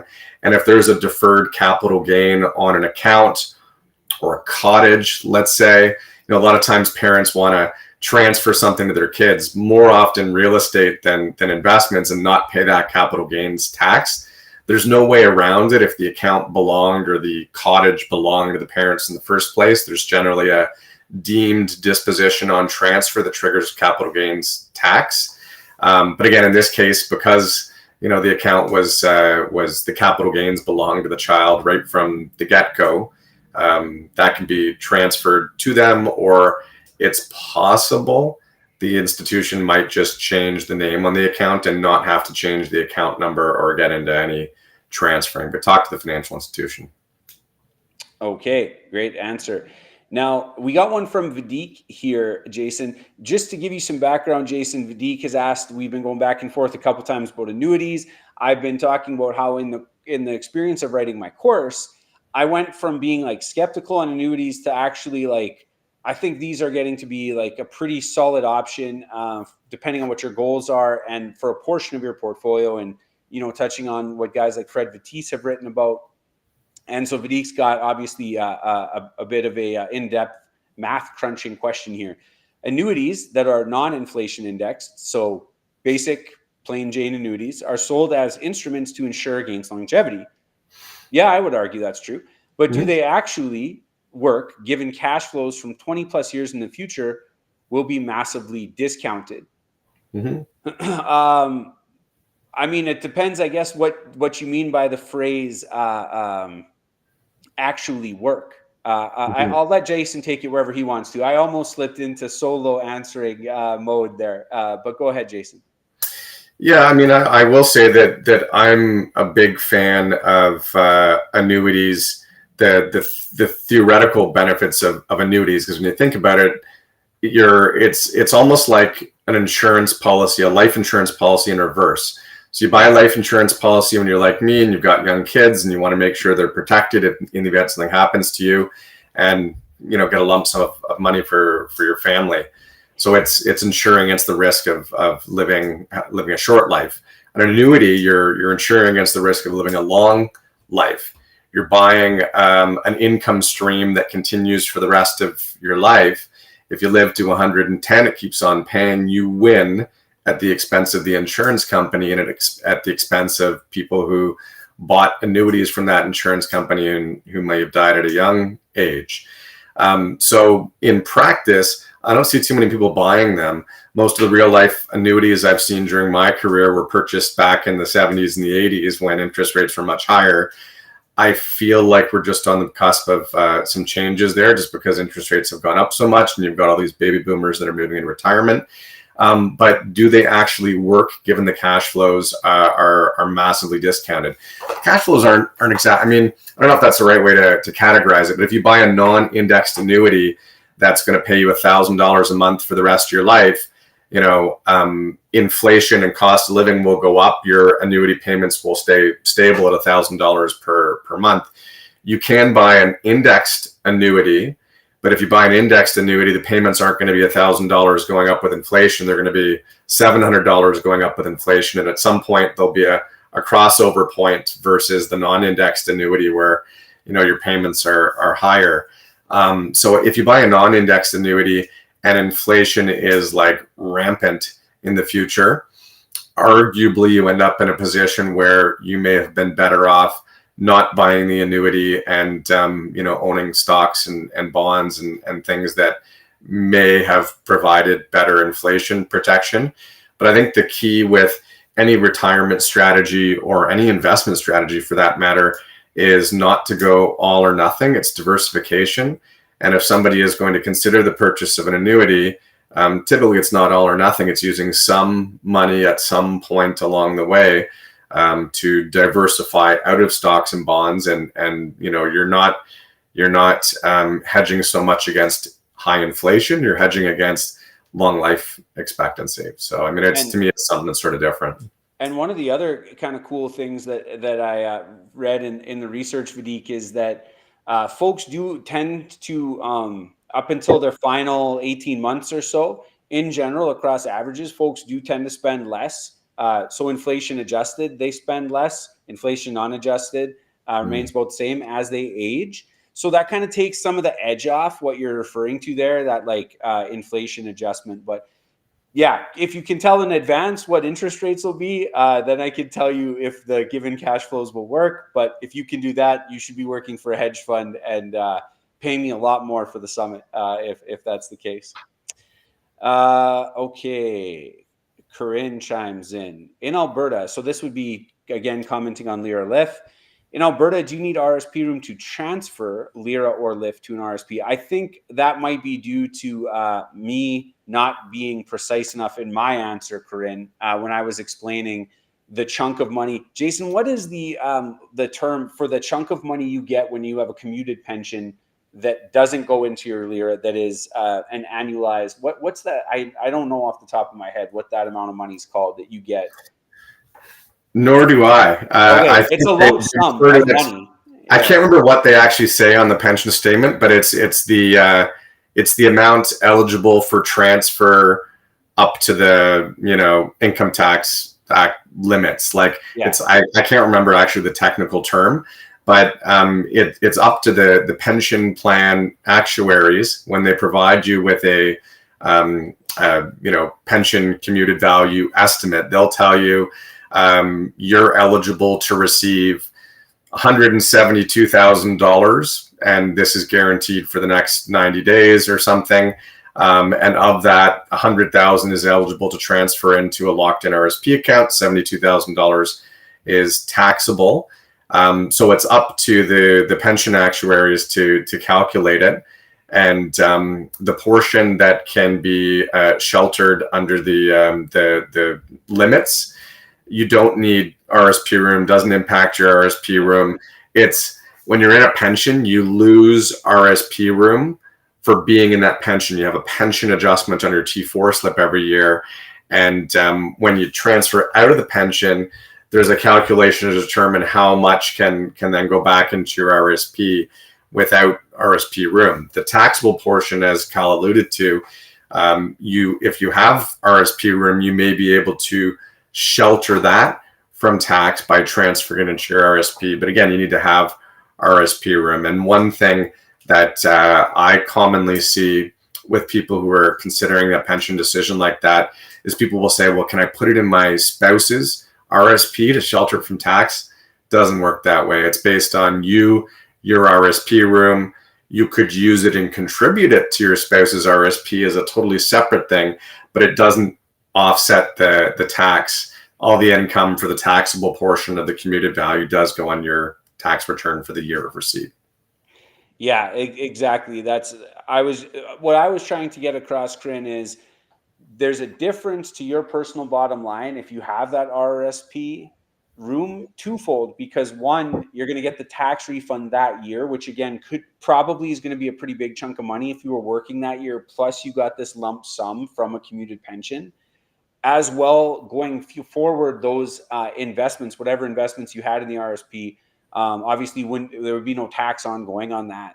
Whereas if you took the commuted value and invested the money in a non-registered account, obviously then you have different tax considerations. So it would make it, if you're thinking of all of this on a scale of should I take the pension or should I take the commuted value, it would just weigh on that scale as like, if I got room in my RSP, it makes a little more heavier on the scale of taking the payment sooner rather than later. But there are obviously many different weights on that scale, so one shouldn't outweigh the others. M. Chen asks, what is the best way to help take control of parents' accounts? That's an interesting way to phrase that question. Bank accounts, property titles, etc. as a joint owner versus beneficiary. They need help with day-to-day transactions and tax implications. Jason, I'm wondering if you get this question more and more these days. I know in my personal family circles, this is a very pertinent question, not with my parents, but sort of that next generation up. And when is the right time to step in, and how do you have this conversation? It's almost as much psychological as it is financial, maybe. Yeah, I could probably spend a half an hour answering this question. I'm going to try to keep it somewhat concise. But if somebody as a child is taking a look at their parents and their finances and say they're starting to have a harder time managing their finances, the most common way to deal with things is that your parents hopefully have in place a power of attorney for property or a similar document. These are provincial documents that have different rules and names from province to province, but generally it's a power of attorney for property that allows somebody, including a child, to take over their parents' finances in some cases when they have lost capacity, for example. And when you're acting as an attorney for property, you have the same ability to do anything that anyone else would do, including, making investment decisions, paying bills, selling real estate, etc.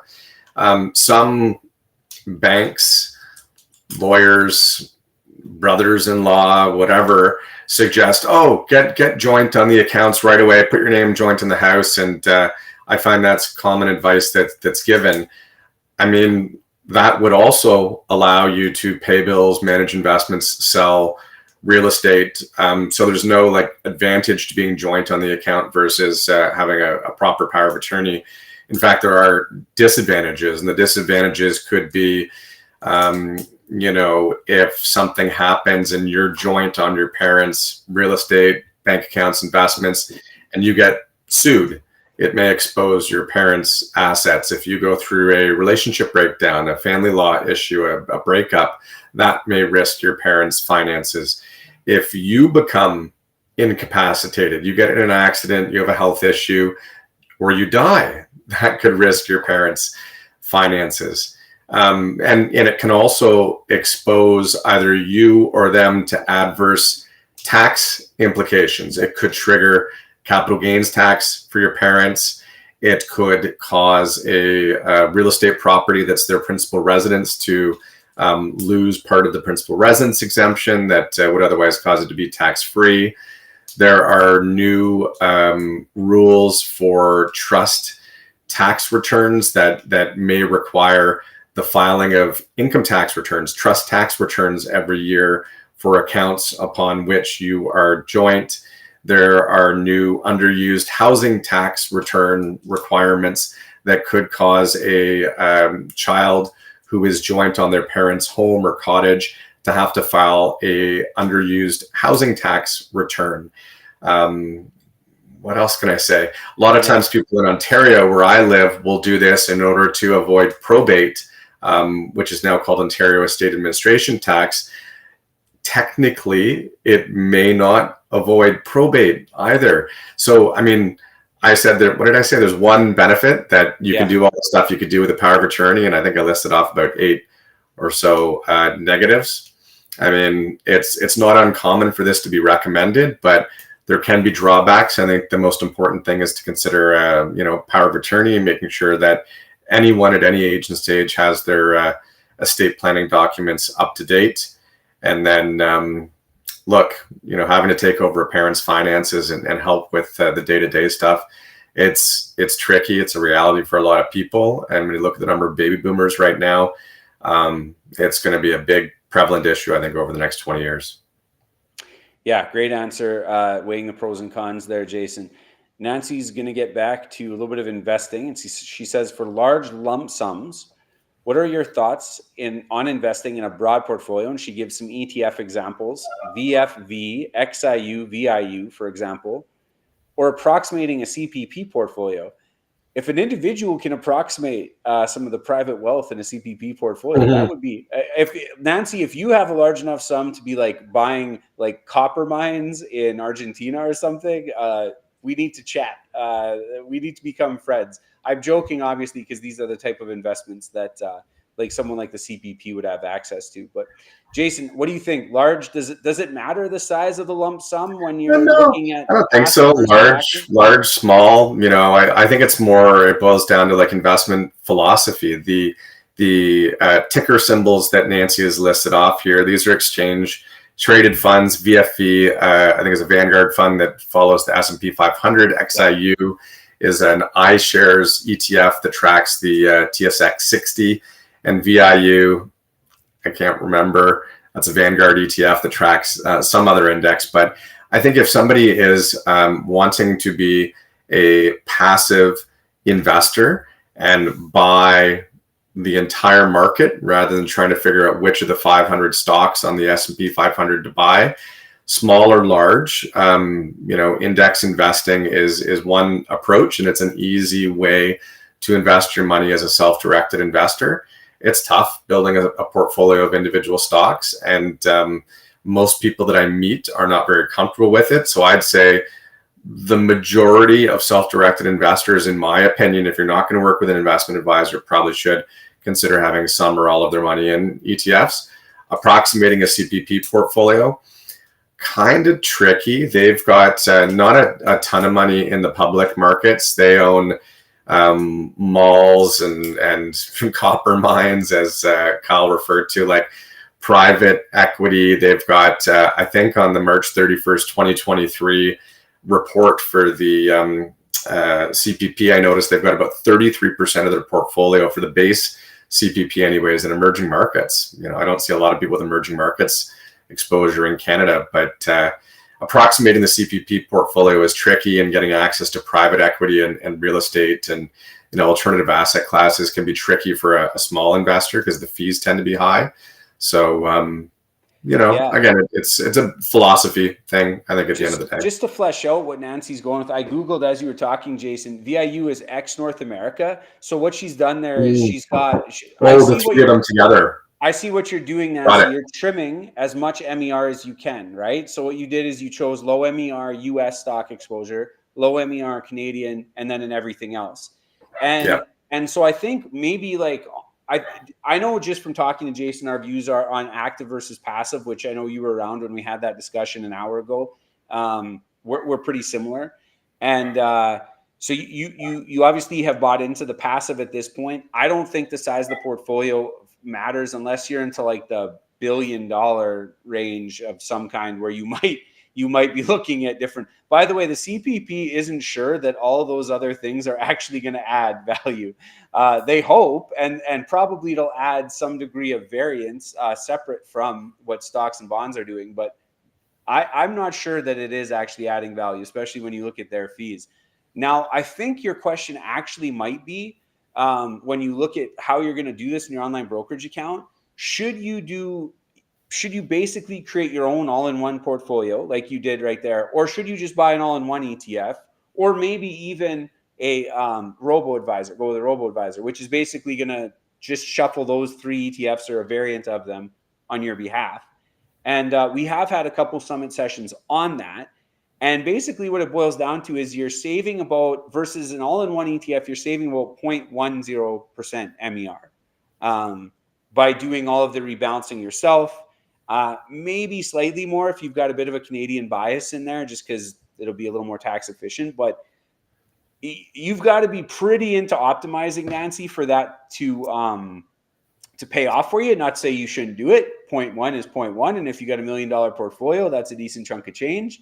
But I don't know. For me personally, I make the argument in the course that the all-in-one it's pretty tough to beat from a convenience perspective. I don't know, Jason, you've worked with many different types of clients. Is that kind of consistent with best practice? Yeah, I mean, I think so. These all-in-one ETFs, which these days you can buy through, Vanguard, iShares, BMO, Horizons. There's lots of options out there to buy an ETF that would give you Canadian, US, international exposure, bond exposure in differing percentages, where you don't need to buy 3 or 4 or 5 individual ETFs. So I think it depends, if you are a more sophisticated investor where you want to buy and rebalance the individual ETFs like you're suggesting, Nanci, you could do it. But all-in-one ETFs, I think, particularly as they gather assets, the fees will probably come down a fair bit, and it can be a much simpler way to manage an ETF portfolio. Okay, we're going to look at a bit of a different one here, Jason. Sam asks, Mom has 100% gifted me a house that she inherited with no mortgage, and I've been maintaining for 20 years. I'm looking for a general strategy to make things fair with the other 2 siblings. So I assume you mean, Sam, that you're trying to look at this as a pot of assets, so to speak, that you want to equally divide between the 3 of you. That's, I think, my assumption based on your question. I'm not sure what the most tax efficient way to do that is, other than you gifting money. I'll let Jason try to take this. Yes, an interesting one. So it sounds like Sam has had the property 100% in their name for the last 20 years, which would be uncommon, especially if there's 3 kids, right? Like, you figure it would be in all 3 of their names. So I don't know if there was a specific reason for just having it in one child's name or one sibling's name. If the original intention was such that it was meant to be for all 3, there may, with an asterisk, be an argument that Sam has been holding the property in trust for the 3 of them over the years, and there may be an opportunity to just register the property in all 3 names as it should have been all along. But that might be difficult to argue, particularly if it was a rental property that was being reported on Sam's tax return or without some substantiation otherwise. If you own a property that's 100% in your name and you transfer it to anyone who you don't deal with at arm's length, so generally a family member, like in this case siblings, there would be a capital gain that's triggered on the transfer, even if no money changes hands. That doesn't matter. It would be based on the fair market value of the property at the time. If the property happened to qualify as Sam's principal residence, I can't tell. Maybe Sam's been living there and it is Sam's principal residence. Maybe the capital gain is sheltered under the principal residence. exemption. So I think it kind of depends on the exact nature of the situation. Yeah, there's a lot of variables there, Sam. Kudos to you for wanting to sort of make things equal on your own terms, but it would really depend on the terms in which you, were ascribed the house or inherited, or I'm not sure. Yeah. Okay, Kirk, this is a follow-up, Jason, from Kirk. He had a question in regards as to what income splitting was. So now he's drilling a bit deeper. He's retired at age 65. He said, what are the eligible pension income splitting rules? Would a lump sum RRSP withdrawal qualify for that? How about RIF? Go ahead and answer this. This is right in your wheelhouse. Yeah. So the short answer is RSP withdrawals will not qualify. There are certain types of income that qualify as eligible pension income. Eligible pension income can be split up to 50% with your spouse, and it's not all or nothing. It can be 0, 50, any percentage in between. And the reason that you might split eligible pension income is to try to equalize your incomes or minimize your combined tax. So RSP withdrawals will never qualify. RIF withdrawals, once the account holder is 65 or older, those will qualify as eligible pension income, up to 50% of which can be split with a spouse. I saw a similar question there from somebody else on LIRA withdrawals. And it was LIRA withdrawals. Yeah. LIRAs, just to be clear, you cannot take a withdrawal from a LIRA. You need to convert a LIRA to a LIF or an LRIF or a similar type of account. In most provinces, you convert a LIRA to a LIF, a life income fund. And from age 65 onwards, those withdrawals would also count as eligible pension income. Depending on the province in which you live, your locked-in account, your LIRA or your locked-in RSP gets converted into different types of withdrawal versions of those accounts. Check out the locked-in account video that Kyle will be sending out that I did, and that'll have a lot more info. One other thing you might want to consider, Kirk, is it's a lot of Canadians think that an RSP conversion to a RIF is all or nothing, and it's not. You can just convert a portion of your RSP to a RIF, and there's two really good. There's a few different reasons and trade-offs, but the two really good ones are there's if you don't already have a pension of some kind, you're going to get access to a pension tax credit through that RIF income, and you'll be able to tax split as we were income split, as we were just referring to there. So you could, if you wanted to keep putting money in on the RSP side, and then also have the separate RIF going, it's not an all or nothing thing. So just something to think about. So we've been talking a little bit about swap-based ETFs today, Jason, just to give some context here. Vadik asks, what are the risks with swap-based ETFs? Could an unfavorable ruling in the future force shareholders to retroactively pay taxes on what would have been interest or dividends? Thoughts on the counterparty risk? I did my best to explain the logistics of a swap-based ETF and counterparty. So this is a real good question based on that. Take it. Go ahead, Jason. So maybe just do a quick refresh for anyone who's tuning in now. So a swap-based ETF, as simply as I can explain a complex topic, there are ETFs in Canada, predominantly from a company called Horizons. There are ETFs, more often in other parts of the world, where rather than a physical ETF, when you buy an exchange-traded fund that tracks the S&P 500, most ETF companies will go out there and buy the 500 stocks of the S&P 500. It's a physical ETF. They own the physical shares of the underlying companies.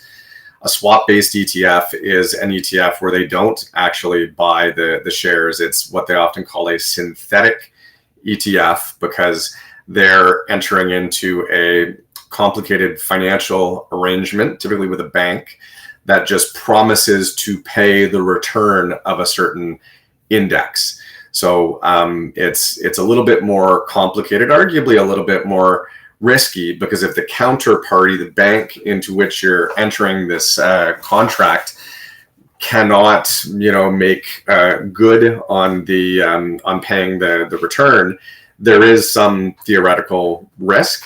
I think in Canada in particular, the counterparty that Horizons uses, for example, as I understand, is National Bank. National Bank, the likelihood of national bank having financial difficulty is probably pretty low compared to a financial institution in another country.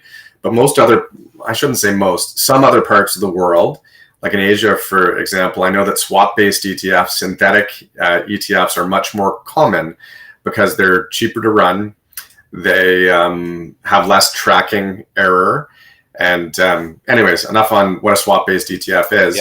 Yeah. Could an unfavorable ruling in the future force shareholders to retroactively pay tax? I would be shocked. I can't imagine the Ministry of Finance introducing something in a future federal budget that said, okay, we're going to go back and you need to change your tax return for all previous years. I think that would be possibly literally,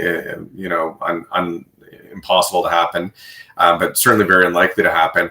More often than not, when there's a change made, it's from today forward or from January 1st of the current year forward, or in a lot of cases, there's notice given, and as of such and such a date or a year, this change will apply. So, I mean, I wouldn't be surprised if at some point a swap-based ETF or similar investments that turn interest and dividends into capital gains income and allow people to pay less tax gets changed. I don't think it would be retroactive. So, something to look out for. I mean, certainly anything that can be done to raise taxes is always on the table. So, yeah, as I can say this much, Vidiq, when I read into it and looked into it and talked to, maybe even to Jason, Dan Bertolotti was another fellow I talked with. I got to interview someone from Horizons as well. I personally used HXT in my own account when I was overseas as an expat, just because of the difference in dividend taxation. And I didn't feel the counterparty risk. Like when I looked into it, National Bank would almost have to be going bankrupt if for them to not pay that out. And even then, it was unclear as to like what how the corporate stakeholder responsibilities would shake out. But it basically was the same risk as like having a bond from National Bank or having your money in a bank account at National Bank was what I was told. So anyway, that's the risk level, I guess. And yeah, if it ever does get changed from that moment on, I would assume just swap my money into a basic plain vanilla index. If I were in the same situation overseas and still had it, and then I just eat the dividend tax that everyone else does from then on. So here's another housing gift question. Mom intends to gift me a house that we both live in with no mortgage. Do you advise that I open an FHSA and buy the house with the proceeds in 5 years with the balance of that time? So I guess this would be a way to almost like basically what I think you're doing here, Ryan, is you're more or less creating a tax advantaged investment account for your mom. Essentially is what you're asking. I don't know. What do you think of that one, Jason? That's kind of interesting. So it sounds like what Ryan's looking to do is open up a first home savings account, which you can contribute to and claim tax deductions, and then take a tax-free withdrawal to buy your first home. Doesn't need to literally be your first home, just needs to be a case where you or your spouse or common law partner has not owned a home that you've lived in the last 5 years. If the home is 100% in your mom's name, I think that you probably could do what you're suggesting, contribute to an FHSA, claim some tax deductions, pull the money back out. And I think that could work. I don't see a problem with that. I mean, basically what you're doing is you're taking money that you might have otherwise given to your mom, and you're creating some tax refunds on that same money with no other implications. It's an interesting situation that I haven't thought of before. It would need to be, I think, a legitimate scenario where you were buying the house from your mother. You did mention gifting the house to you. So I think you may run into a problem if, you're buying the house from her and then she's turning around and gifting 95% of it to you because you've really only bought 5% of it. So there might be some nuances there that makes this offside if you're not legitimately buying the home and you're just trying to manufacture tax deductions. I guess my answer is it might work, but there might be some issues there. Yeah, and I guess it would depend on how you balance out, like, yeah, if your mom intended to gift it to you, what's her tax situation? Because then the house is going to be deemed disposed at that time versus you taking out a mortgage and possibly buying the house or for part of it. Or yeah, I'm not sure the juice is worth the squeeze there. Maybe if you're in a top tax bracket, maybe the money you're saving could be substantial there, but you're probably going to need to get an accountant and a lawyer involved, I would think.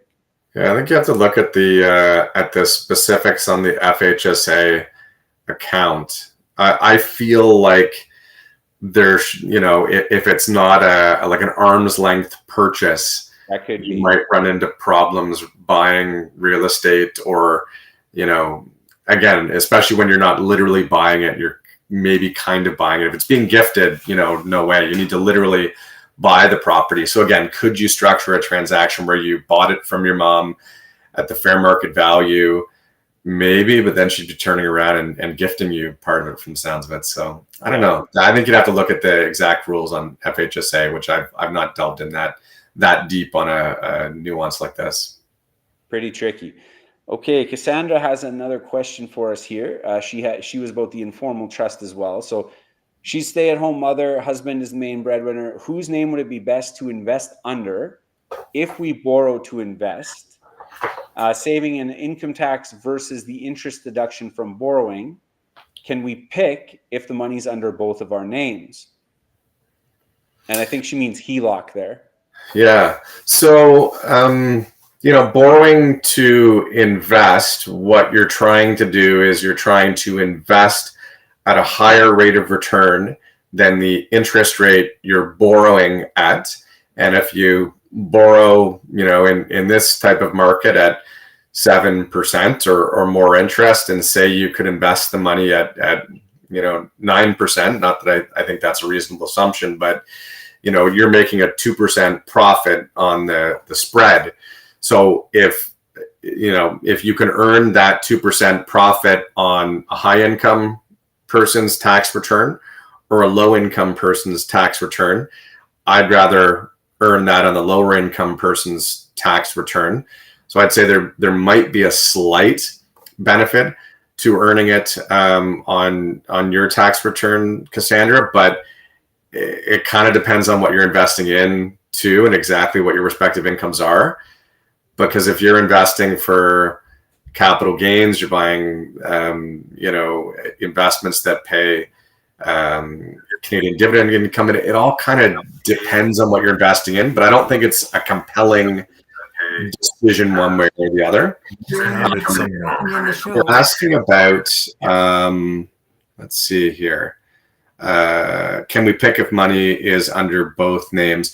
If you're borrowing using a home equity line of credit and you both contributed to the purchase of the property, in relatively equal amounts, you could borrow and invest into a joint account, I suppose.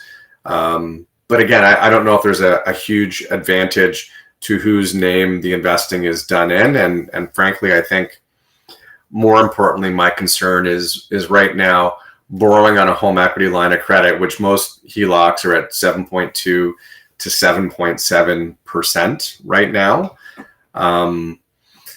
I don't know how much profit there is to make on a leveraged investing strategy. Over the long run, if you look back over the last 20 or 30 years, North American stocks have returned sort of 8.5 to 9.5% annualized. That assumes somebody has a 100% stock portfolio and no investment fees. So, how much ability is there to make a profit on the spread? I'd be hesitant to borrow to invest at the best of times, but certainly right now when interest rates are where they are. Okay, good stuff. We got Nanci Grouni will be joining us momentarily. We're just getting her connected here. And so if you're just tuning in to see Nanci, obviously we got Kyle and Jason. Jason from Objective Financial Planners, Nanci also from Objective Financial Planners. And I'll just take the opportunity here as Nancy's getting the audio-visual hooked up to say if you want to work with either Nanci or Jason or one of the other members at Objective Financial, just head on over to objectivefinancialpartners.com and see what they've got. Jason, why don't we give you like 30 seconds here to tell us what it's like if someone comes to Objective and they're not sure what they want to do? Look, I think the main thing is we don't sell investments, we don't sell insurance, we don't sell any financial products. We're not affiliated with anyone who does. We operate more like accountants or lawyers. People buy our time, and in some cases it might be a simple situation like the gentleman in Alberta who was trying to make a pension decision. In some cases, in a lot of cases, it's people coming to us and saying, look, I'm hoping to retire in a few years. I need to develop a retirement plan. And that's really one of our main expertise. We typically have these days a Zoom meeting with a prospective client, try to determine if and how we can help, put together a personalized written proposal for services outlining our fees. And if and when they decide to move ahead, we give them a little bit of homework to do and we get to work. Some of our clients we work with once and never again. Some of our clients we work with every year. I've got clients I've worked with for 20 years straight. And then there's some people that come back every few years. So we're pretty flexible and work with clients all over Canada and around the world. Okay, great. Thanks for that. So I'm just messaging with Nanci. We're going to take another question here from JL while we wait for Nanci. He asks, what are the tax implications on converting the RSP to the RIF at age 70?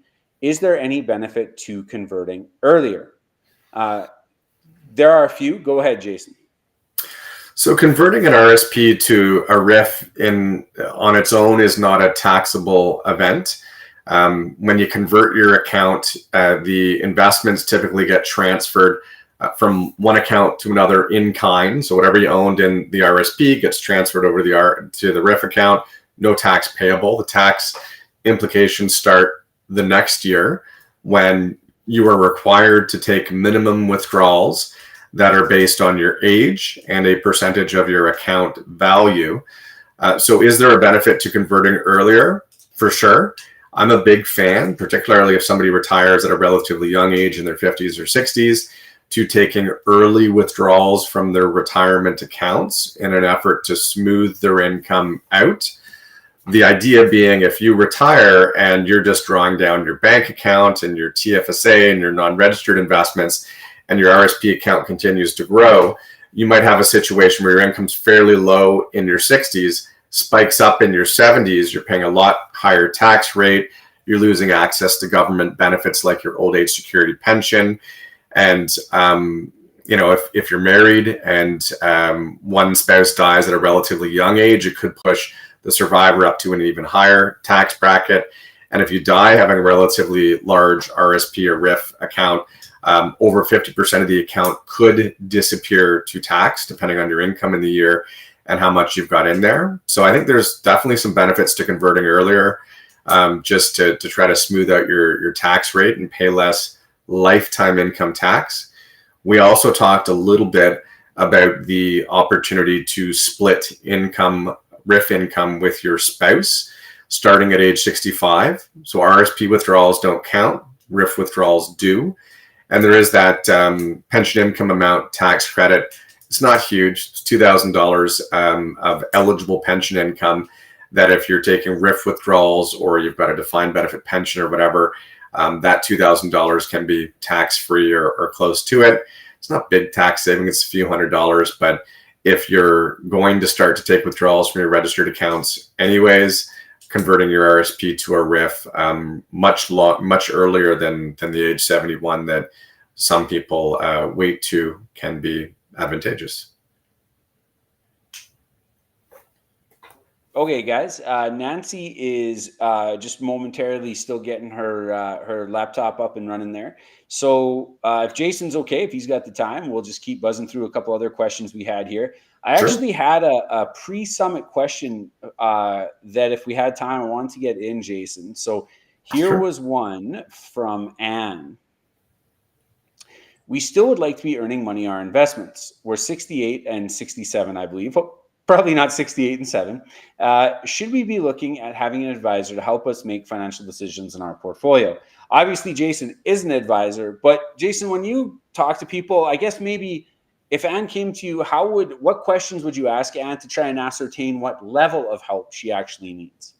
Sure. So maybe just to clarify. So again, I don't manage investments. I'm a certified financial planner. I focus on financial planning, retirement planning, tax planning, investment strategy, but we don't manage investments. When we speak to a client and we're trying to figure out, answer a question like this effectively, my questions would be, what are you doing currently with your investments? What are your goals? Some clients come to us and they have existing investment advisors, and they might be doing a great job and they're very comfortable with them, or they might be a little bit uncertain. The fees might be high, the communication may not be great, and we can help them explore other options. But it's not uncommon to find a situation where someone's managing their own investments and they're not quite sure as they get older whether they want to continue to do it on their own. So they might be at a point where they're looking to hand over the keys to their portfolio. I think that it's definitely better to explore it sooner rather than later. I've seen cases where people have waited too long, where it's harder to make decisions, where eventually it's their kids that are jumping in and trying to help them decide what to do with their money. And at least that way you can kind of vet and select an advisor while you're still well capable of doing it, and then hopefully have a relationship that will last many years into the future with somebody that you and your family can trust. So there's no right or wrong answer, but I think if you are getting to a point where you're looking to pass over your portfolio in the next 5 years, it's probably better to start today and lay the groundwork for the eventual transition of your investments. All right, that makes a lot of sense, Jason, and thanks for that. We're pleased to welcome Nanci Grouni with us today. Hey, Nanci. Hey, Nanci. Thanks for your patience. Yeah, thanks for joining us. As I was saying, Nanci is Absolutely. from Objective Financial Partners as well, and offers a wide variety of financial advice there as well. We asked her today to maybe if you had any specific questions at the intersection of corporate and personal finance. But are you game to take questions from pretty much anywhere as well, Nanci? Sure, I'm open. Absolutely. Okay, We're all over the place today. Yeah.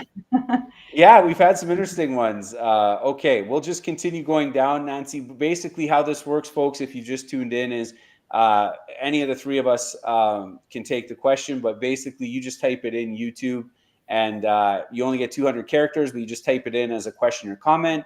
I'll pop it up here, and then I'll leave it to the experts to answer. So Jack asks, when preparing a financial plan, how do you go about ensuring a holistic approach over time, i.e. pensions, assets, tax implications, and passing on money efficiently? Do you offer scenarios? Wow, that's a great question. Absolutely. When preparing a financial plan, it's really important to have a holistic approach. I mean, really, that's the whole point. We're looking to incorporate personal assets, corporate assets, if they're in existence, as well as pensions, etc., to better understand how everything will come together, especially as you retire and begin to draw down on those assets. And so holistic planning, in my opinion, really looks at not only your current tax rates, but also your future tax rates on an inflation adjusted basis. And that kind of information is incredibly invaluable, and it really helps drive a lot of informed decisions today. Yeah, I think a lot of times, just to chime in on the scenarios comment, like we'll get clients that'll come to us and they're not sure if they want to retire in 2 years or 5 years, whether they want to downsize their house, whether they want to make other decisions. And we can use financial planning software to try to model out different scenarios and test them and try to show them, holding these 100 variables constant, here's what the future looks like.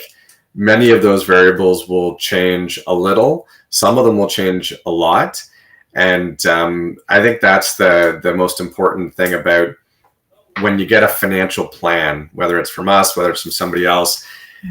A financial plan, I mean, we do financial planning because life changes over time. There's differences in tax rules and investment strategies and just the outcome of your investments and things that happen in your life and in your family's life and things like that. And look, we're biased. We sell our time. We would like to work with people on an ongoing basis. But in fairness, life changes, and you don't necessarily need to work with a financial planner every year. You don't necessarily need to do a financial plan every year, but I think revisiting it over time is definitely very important. And, I would just add to that as well that where I use scenario planning quite a bit is in helping clients understand, for example, maximum sustainable spending. So we'll do perhaps one scenario at a lower spend rate and another scenario at a higher spend rate. And it might be determined that, hey, we can actually afford to spend a little bit more. Why are we being so careful with our money? We're underspending potentially. Or perhaps, we want to evaluate two different tax strategies, two different financial planning strategies, when to begin CVP and OAS, when is the best time to begin RIF withdrawals, etc. And so having those scenarios side by side can be incredibly useful in determining some of those answers to those questions. Yeah, I feel like the scenario planning gives folks kind of something concrete, as opposed to the theoretical. We can get into the weeds pretty quickly as kind of finance money geeks in terms of discussing based on this rate of return. If two different scenarios or multiple scenarios, I agree, obviously makes a lot of sense. Here's a corporate related question that I got before we came online today. Okay. And I think based on Thursday's discussion, I think maybe we'll bring you in, Nanci, to do some more detailed work on corporate stuff next year, because I've had a lot of questions that kind of sound something like this. My husband and I have $200,000 in a corporate account. Our RSP, TFSAs, and RESPs are maxed out. So we want to invest within our corporation. Are there certain types of investments, such as swap-based ETFs, that are better for corporate accounts? I've been told, and they ran out of space there, but I've been told that Canadian equities are not good in a corporate account. And then they said, what about US equities? So interesting. Yeah, there's so much in this question. Yes. Yep. Definitely. So I would say, right off the bat that there's, we need to make a distinction between personal investments versus corporate investments, because the tax rules are entirely different. It really isn't sort of an either or type of scenario. Many business owners have both. They have corporate investments and they also have personal investments. So in this case, just because your RSPs, TFSAs, and such are maxed, you don't have to wait till they're maxed out in order to invest in a corporation, is what I'm trying to get at. But essentially, yes, if you have funds accumulating in a corporation, you should absolutely invest them. Invest those assets, because you want those assets to grow. Really, you're your own pension fund. You can kind of look at it that way. Now, as far as how best to invest in a corporation, yes, there certainly are a variety of tax efficiencies to be considered when it comes to investing. So will you invest using, with interest, dividends, capital gains in mind? Capital gains is often a fantastic way to invest in a corporation, with focusing on capital gains, because 50% of a capital gain basically funds a notional account inside your corporation called the capital dividend account, and allows the funds to flow out tax-free.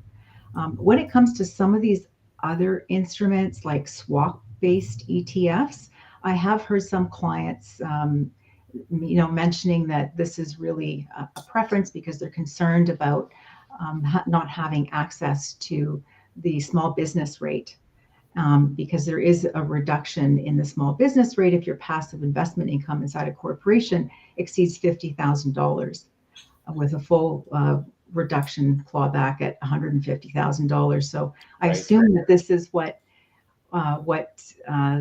what we're getting at here, but it's actually that's actually a really interesting thought as well, because it depends on the province. This really isn't so much of a concern in Ontario because provincially the rules, provincially there was no follow through with the SBD. It's really only federal. So with the reduction of the SBD and passive investment income, so it's really not as big a deal as what I'm trying to say as a lot of people make it out to be. So I'm not sure I would completely, adjust my investment strategy for this particular reason. But really, I think planning on a holistic basis, looking at interest, dividends, capital gains, particularly in a corporation, it would be a focus on capital gains and Canadian dividends in terms of tax efficiency. Absolutely. I'll kick in. This one is kind of playing in the same ballpark, Nanci. Ryan asks, how does a corporate holding company work, especially during retirement? Can it be used to maximize government benefits such as OAS and GIS even for a few years? By the way, I have no pension and RDSP. And just to give some context to this, if Ryan is a longtime Canadian Financial Summit watcher, Ed Rempel has done a couple sessions on how you can use a TFSA and corporate account as kind of stores of asset value that don't impact your yearly income and consequently can get you below that GIS threshold. So my guess is that's where Ryan is commenting from that direction, but that's only a guess, and I'll let you two take it in whatever direction you want. Sounds good. Yes, I mean, the great thing about a corporate holding company and how does it work? Well, it's a corporation. A corporation is a corporation is a corp. So whether it's an active business or whether we're talking about a holding company, we're talking about the same structure. It's just that a holding company, really its purpose is to house investment assets.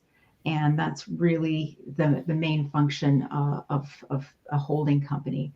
And so typically what happens is when someone is retired or requires the funds, they are able to draw dividends from the holding company in order to fund their lifestyle.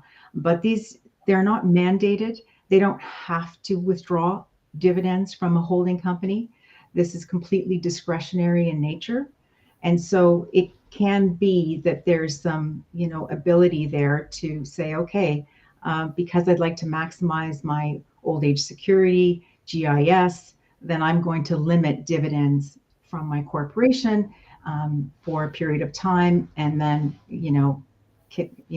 increase the dividends later on. So you have much greater flexibility, I would say, with a holding company. Yeah, I think you outlined an interesting angle there, Nanci, earlier about the $50,000 to $150,000 range there. That I think that would start to get relevant for a lot of folks that are considering kind of, I would call this an aggressive strategy. Am I wrong in saying that? Like if you're looking at taking your annual income below that GIS, I would consider that a fairly aggressive strategy. I could be wrong. Yeah, I mean, you might need to be, depending on your marital status and your age, you might need to have less than, roughly $15,000 or so of income. Like you can certainly do it by withdrawing from your tax-free savings account, or, maybe your corporation has shareholder loans that are owed back to you tax-free, or you've got a capital dividend account like Nanci referred to earlier, where you can take a tax-free capital dividend out of your corporation that doesn't push up your income on your personal tax return. So, there might be ways to manipulate your income and have it be low enough to qualify for the GIS, guaranteed income supplement, but you've got to be fairly low income in order to qualify for a few years. Old age security is, I find, less of an issue. You need to have income of over about $87,000 for 2023 to have any potential reduction in your old age security pension. And I think one important thing to sort of distinguish here is that a corporate holding company, if you've got a business that you're running and you're earning income and you're moving investments over into that holding company, that's a great tax strategy because it results in you not having to take money out and pay personal tax. using a corporate holding company and setting up a corporation and transferring your personal investments into that corporation may not be worth it at the end of the day. I mean, could you do something like that in order to reduce your income and qualify for guaranteed income supplement? I suppose, but then you've got legal fees, accounting fees, complexity. You got to pull the money back out someday. Like normally people won't set up a holding company for their personal investments. They'll have a holding company because they ran a business and earned corporate income that they didn't need for their lifestyle, and they were able to save in the holding company. Okay. I think that was pretty thoroughly answered there, Ryan. Andidi asks, how do you register a side gig for a temporary resident in Canada? This implies that one has a work permit, but not a permanent residency or citizenship. So I guess the question becomes, can you open a corporation if you're not a permanent resident or a citizen? Or would it just be other professional income, I guess? Yeah. So, I mean, I'm happy to chime in on this one. I work with quite a few non-residents and people with cross-border issues.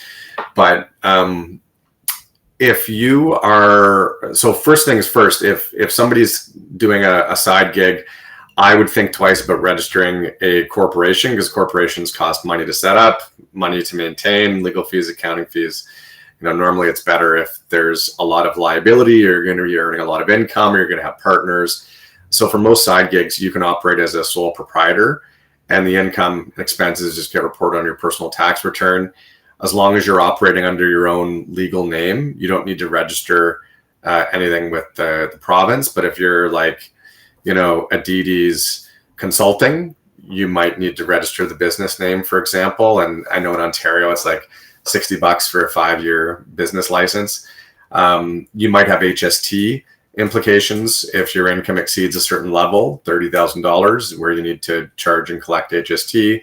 But otherwise, if somebody's earning like 5 or 10 grand of income in their personal name, they're not marketing under another name, you can just do it personally and report it on your personal tax return.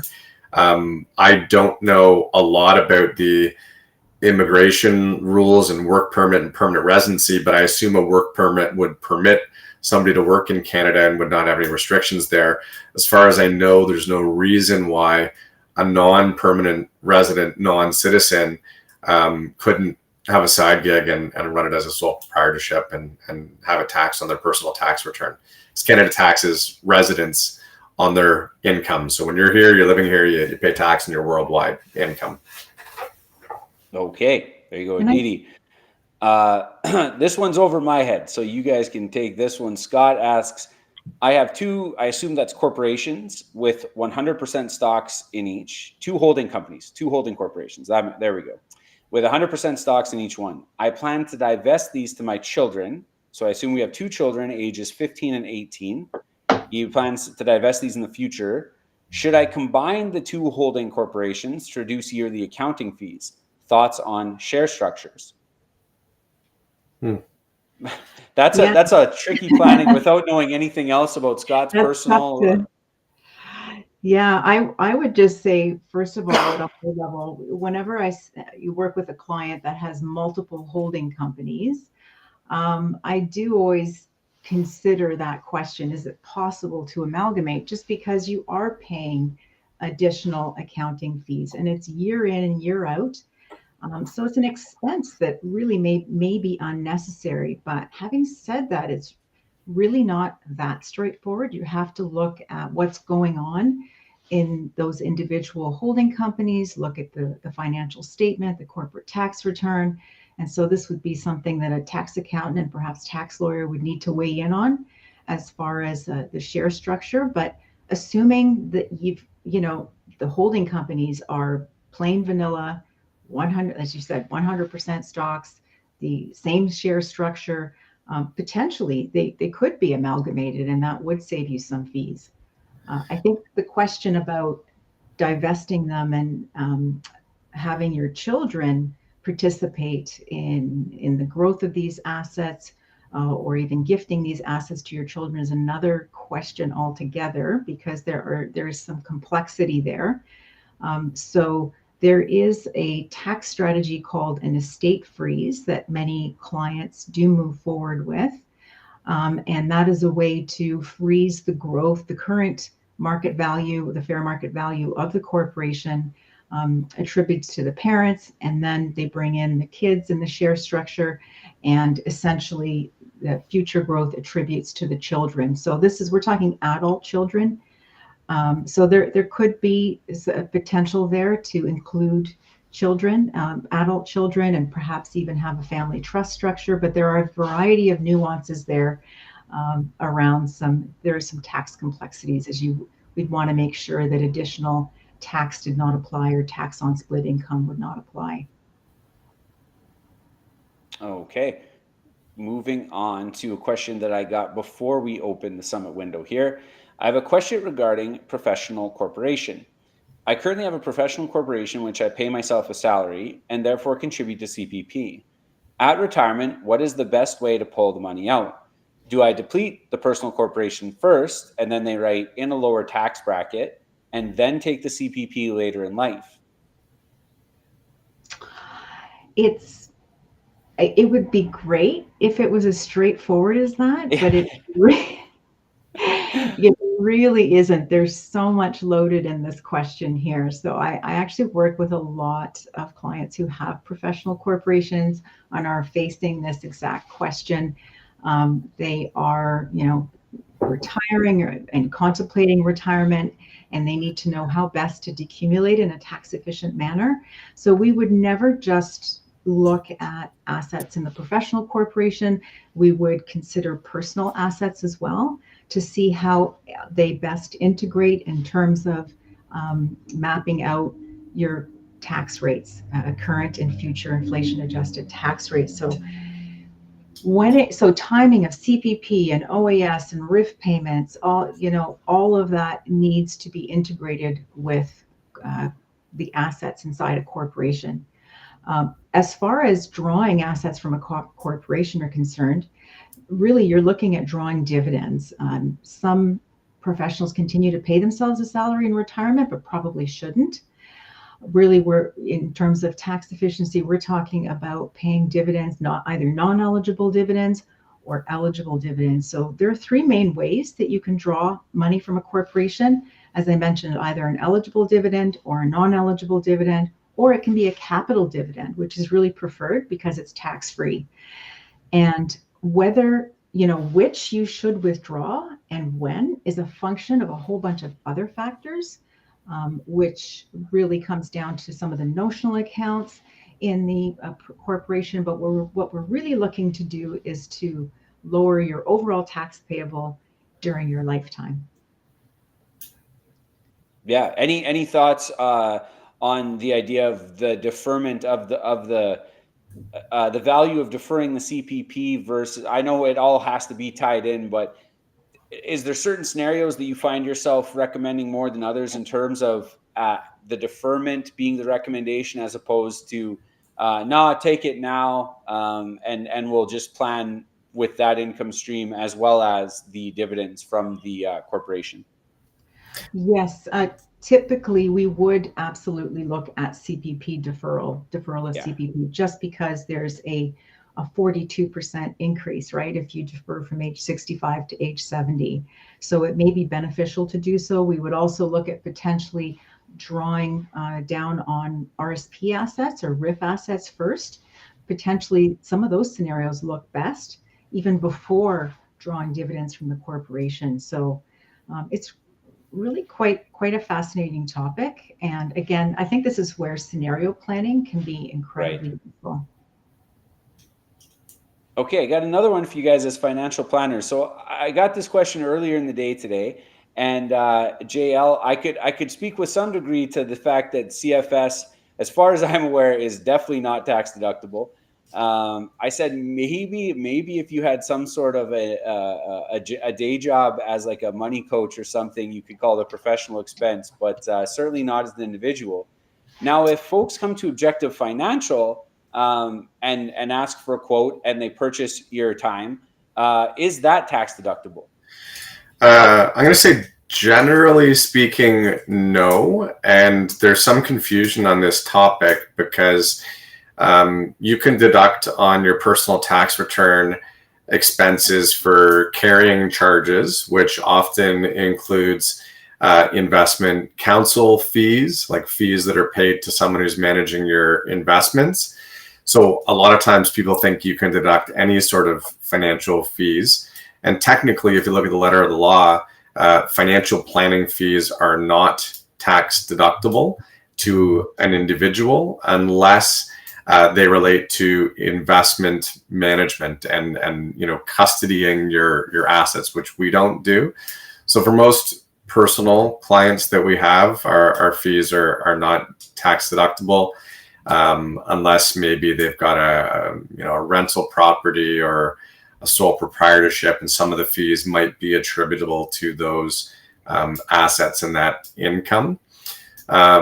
If a corporation pays for retirement counseling for an employee, those fees are generally tax deductible to the corporation, but are not considered a taxable benefit. So, for example, if we have a lot of clients where they're corporate clients and their employer might pay for them to work with us, for example, that may be a case of where the fee is tax deductible to the business and it's a non-taxable employee benefit. Likewise, if somebody has a corporation of their own and the corporation pays the fees, likely tax deductible to the corporation, tax-free employee benefit. But it's tricky because retirement counseling, employee retirement counseling is kind of a vague term. And, sometimes the advice could lead into other non-retirement related things. Like say we're helping interview portfolio managers or something like that. I would say a portion of that fee would not be, it would be tax deductible to the corporation, but would be taxable to the employee as a employee benefit. So generally speaking, no, but when it's paid by a corporation, maybe. Okay. So Scott's back. It said, thank you for the previous answer. Thoughts on universal life policy to cover probate fees when transferring corporate assets to children? And just to give you guys some context, I was answering some questions on someone had been advised, the question I answered earlier in the day today, someone had been advised they had a term life insurance plan. And for the last couple of years, their advisor had been really pushing them to go with a whole life policy and didn't give them any background. So I was pretty hard on whole life and different types of participating life insurance, just to give you the background of where this might be coming from. But yeah, sure. How do you guys work in whether it's on the corporate side of things or to offset tax liability as far as life insurance policies go? Yeah, this is such a great question and one that I frequently get.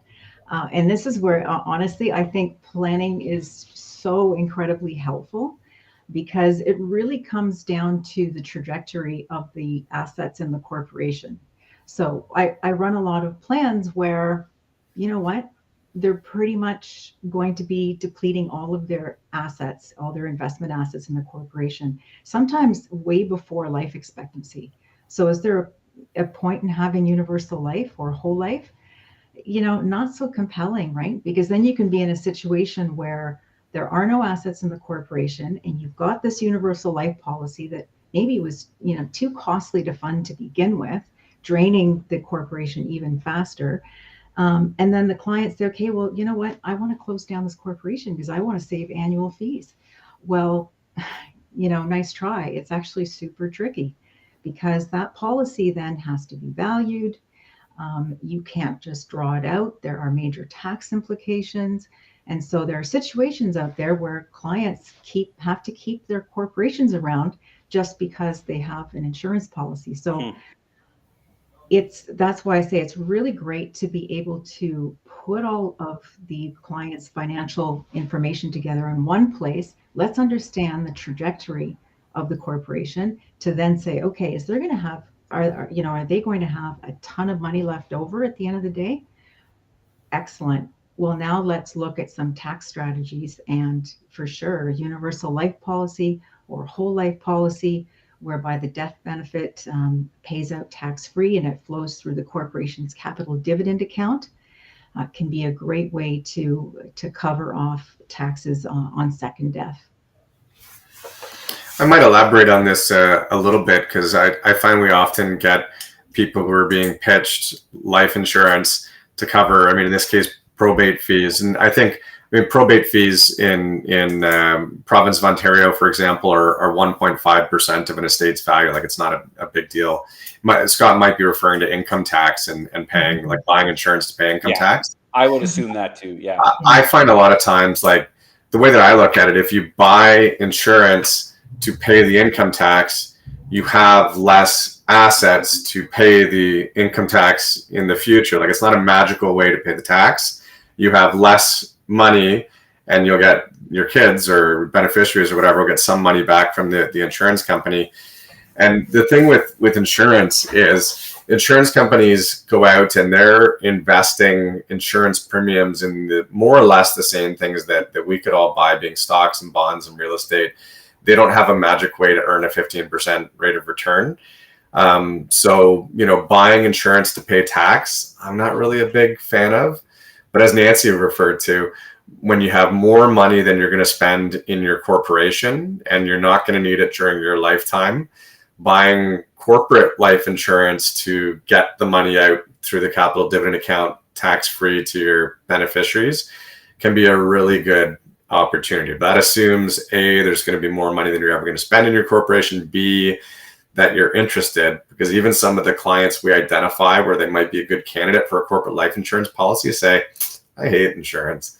I just want to have stocks and bonds and have a simple life and have control of my money. And so depends. Yeah, that's like when we were discussing earlier, I had said it was talking not within a corporation, but I said there are very select instances where I would look at universal or whole life. And basically for me personally, the evidence I've read would be like within a corporation, like exactly what you just said, Jason, and have the proceeds automatically buying more insurance so that it's never taxed. There's an argument for it, but it's a really complex argument, and if it's not part of that corporation, the statistic when I was researching this that blew me away was the overwhelming amount of people that stop paying their premiums at some point in a whole life or universal life plan. That blew my mind. Cancel the policy, I think. Yeah. I think, right? And that's just so costly. Maybe they're not aware of like just how costly that can be. But I don't know if you two have ran into this in your planning, but I was just like, wow, that was really eye-opening for me that people chose to either let the payments lapse or to cancel the policy. Yeah. For sure. I've seen situations where it's the opposite and where clients feel that they have to maintain these payments. Like, right. Oh, I have to deposit $50,000 a year or $100,000 a year for the next 5 or 10 years. No, you don't. But I'm amazed at how many people actually think that they're married to that.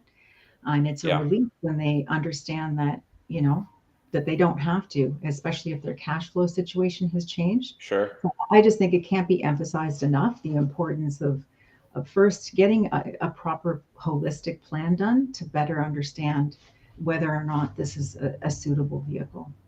Nanci, I'm taking us in a bit of a tangent here, but in those situations, I know a couple of instances where folks reached out to their children who were the beneficiaries, and they worked out an interesting back and forth, because when they had went to a fee-only, advice-only planner, and they explained like kind of the sunk cost. So they actually worked out where the children were kicking in because they were going to be the recipients of this tax-free.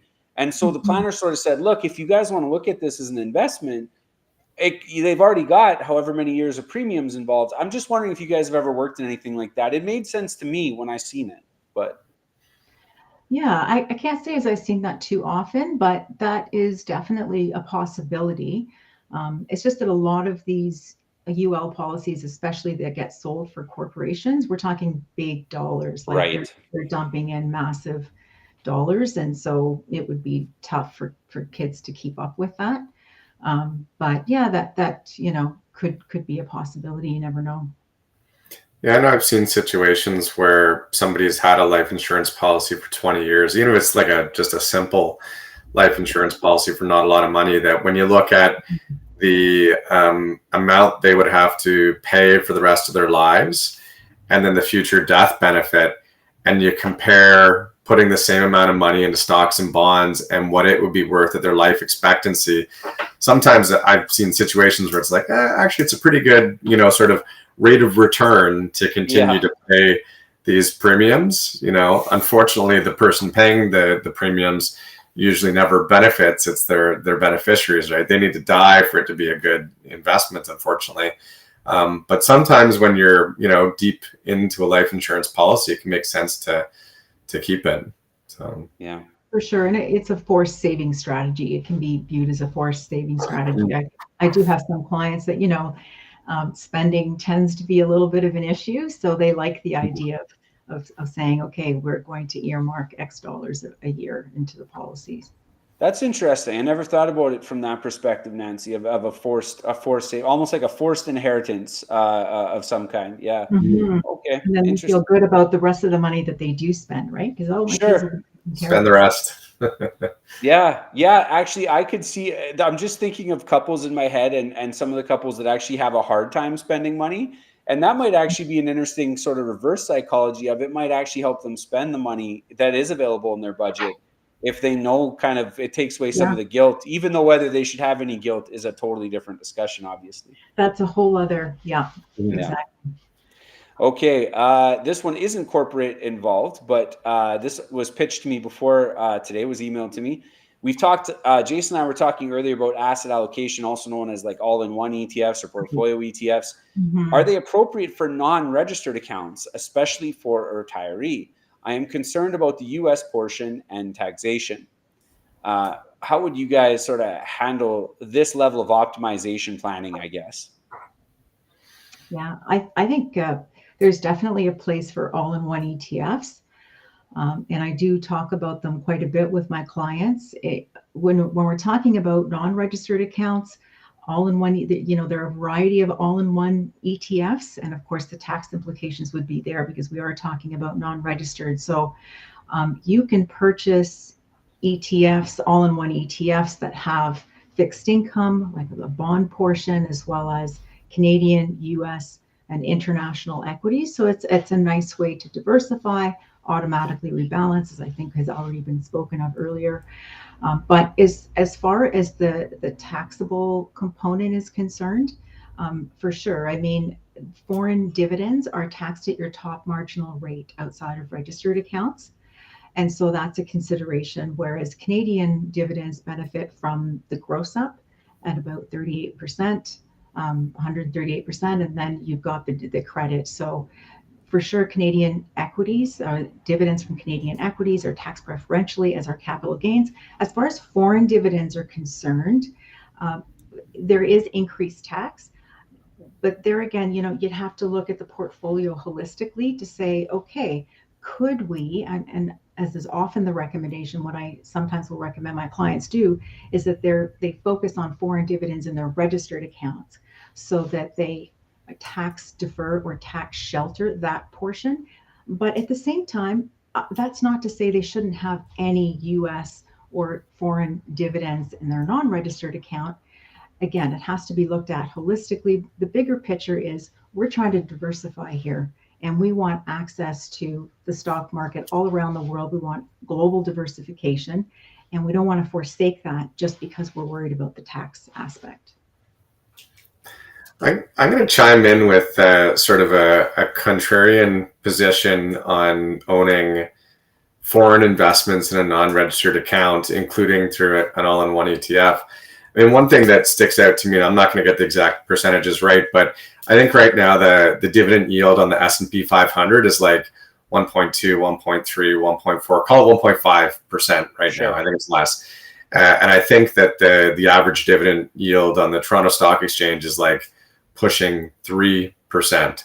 So if you can own Canadian stocks paying 3% dividends on average, or US stocks paying 1.5% dividends on average, even though those US dividends are taxed at a slightly higher rate, you're paying a higher rate on a smaller number. Your actual income tax on your US dividends might be lower than on the Canadian dividends. And in large part, it's because the S&P 500 is more tilted towards growth stocks, companies that reinvest in growing, where you're going to get more capital gains, versus Canada, which is more, a lot of companies that are not growing and just sort of pay out cash flow. So from a tax perspective, you could actually end up in a worse after-tax position by focusing on Canadian dividends in your non-registered account. So yeah, one of the interesting things I found as I was writing my DIY retirement investing course this year was when I talked with a lot of different advisors and a lot of different individuals, I found there was a real trade-off when it came to, because they'd always say, okay, how do I optimize my decumulation? And I would say, well, okay, there's the long answer and the short answer. And I can tell you how the tax treatment of dividends and capital gains and interest works in all these variety of accounts. And I can talk to you about the importance of diversification and what that all entails. And then we can look at, okay, putting some of your Canadian ETFs in the non-registered, and depending on what the bond interest rate is, maybe it makes more sense to put those in. And eventually I'd say, so you can do all that. And depending if it's $1 million, if there's two people and it's $1 million spread out amongst the portfolios, I did the math as a scenario, and yeah, somewhere between 1,000 to 4,000 usually in tax optimization, generally speaking, at the beginning when it's still $1 million, and obviously as it gets drawn down, it's smaller and smaller. Or you can just go all in one across all of your and all of your portfolios, and you'll lose a little bit of tax optimization. Probably, again, you're using like averages to try and plan out, but you'll lose a little bit of optimization, but it'll be automatically rebalanced and you won't have to think about anything. You'll just hit sell. And there were some, folks that are, if you're paying money for a course about retirement planning, you want to optimize, and that $4,000 is, or maybe you've got $3 million and then it becomes, worth that. But for a lot of folks, they just said, man, that's crazy. I want the convenience of logging into my brokerage account and just hitting buy or sell. I don't know how that stacks up versus sort of the trade-offs that you guys have seen in people's personal situations. Yeah, I think everyone's different. I think it depends on the individual, and you can explore these options, and there's going to be the people who don't care, and there's going to be the people who really, really care, right? So, right. Here's another one, and as I put this one up, I think I've scrolled to the end here. So, folks, I've got these guys for another 15 minutes. So if you got one or two more questions, we've got two CFPs here from Objective Financial Planners. So please take your best shot at stumping them and toss some questions. This was one I got before it was emailed in before today. Given that women generally earn less than men and are increasingly single closer to retirement, what steps do you suggest they take to ensure they can maximize their pensions and income in retirement? And I might even add they're single in retirement because, as Jason pointed out earlier, us fellas tend to pass away a little earlier. So I think that even lends a little more emphasis to the pensions and income question here. Yeah, this is a great question. I think women, arguably, whether they're single or not, need to empower themselves with financial knowledge as early on as possible. So there's a lack of financial knowledge on the part of, well, so many, not just women, to be honest, but perhaps in decades gone by, there was a tendency for women to rely on their husbands to sort all this out and worry about the finances. But that's really a thing of the past. I'm finding more and more women are in the position where they're wanting to be empowered. They're wanting to understand their financial decisions. So what can they practically do? I think the very first practical step is to become informed. Look at websites like the Ontario Securities Commission puts out a great website called Get Smarter About Money, right? And they've got all sorts of tools and resources there.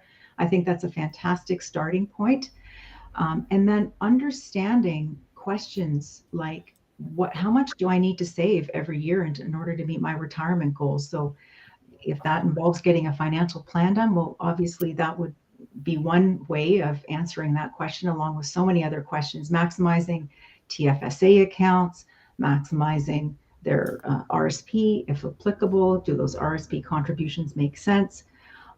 For young women, I would suggest opening up an FHSA as soon as possible, as soon as they're 18, so that those assets can begin to accumulate. And with proper planning, then retirement goals are absolutely achievable. Yeah, that makes a ton of sense, Nance.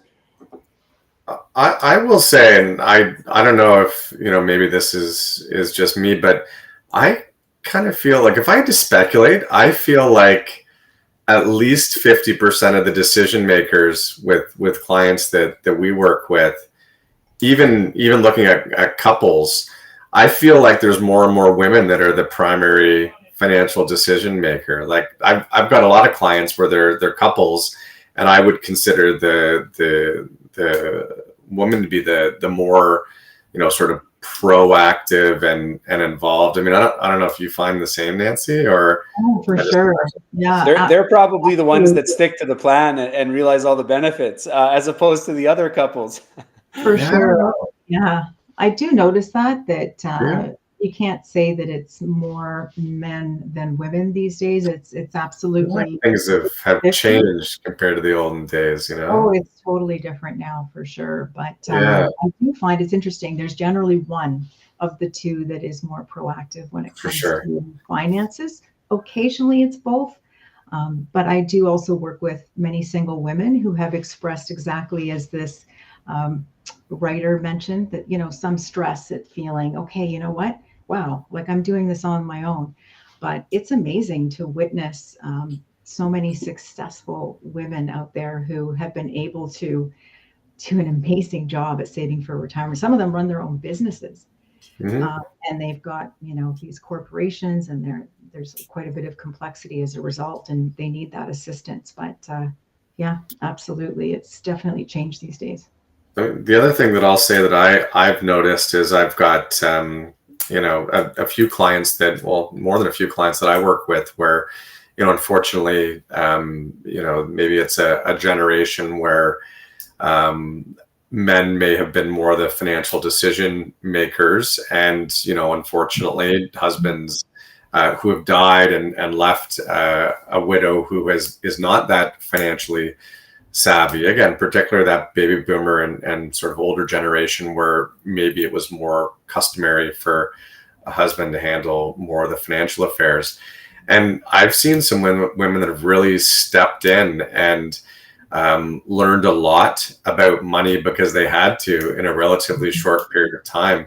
And for some, it's been harder and more painstaking than others. But I think when you need to, people will definitely step up and do and learn what they need to. But I think ideally, right from the get-go, you're having both partners, whether it's one or the other, or same-sex partners, or whatever the case may be. Like, I don't think we can generalize here. Both partners as involved as possible. For some people, they're really interested in this financial stuff, and they read blogs and read books and really try to learn about stuff. They might even do their own tax returns or something like that. The other spouse may not be as interested, but I think to the extent you can find ways for both to be involved. And when we work with clients, we certainly try to speak in a way that's relatively painless, like speaking in plain English and trying to bring everyone into the conversation to the extent that we can. Yeah, that's a good oh, point. sorry, go ahead and finish. No, I was going to say that's such a good point. I'm also a big proponent of involving the other partner, the one that's not as interested, and trying to convince them that, what, this is not just like I promised, we're going to make this fun. It's interactive and it's going to make sense, and you're going to be able to ask questions, and this will be meaningful. You will walk away feeling empowered by the whole experience. And so it's really satisfying to be able to witness that.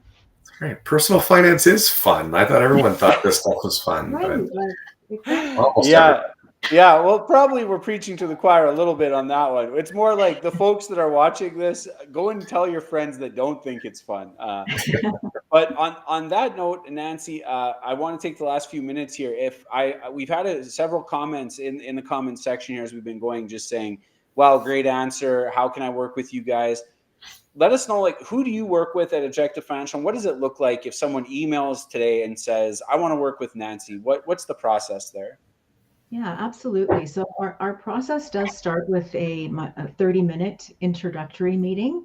And I do prefer meeting over Zoom because it's great. We get to see each other and I get to, understand your goals and objectives. And it's really the primary goal there of the first part of the meeting is I like to know, what are you all about? Um, what's brought you to this point here today? Have you had any other financial planning done? What are your short-term and long-term goals? And then from there, I'm happy to talk about how we can best be of assistance, initial planning that we offer, as well as ongoing planning services. So after that initial half-hour introductory meeting, it's really quite straightforward. If you'd like to work with me, what you would need to do is just basically send your mailing address. That kickstarts the whole process. You'll receive an onboarding email with a process which includes filling out a fact finder. We ask for certain information.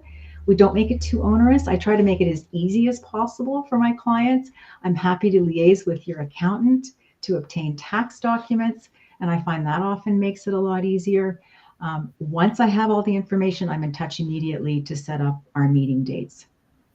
Okay, and excellent. And just to be clear, I talked with Jason a little bit about this on Thursday, but just to be clear, as far as compensation goes, I like to highlight at Objective that you guys are not recommending specific investments based on getting paid, right? Right. That is how we're unique.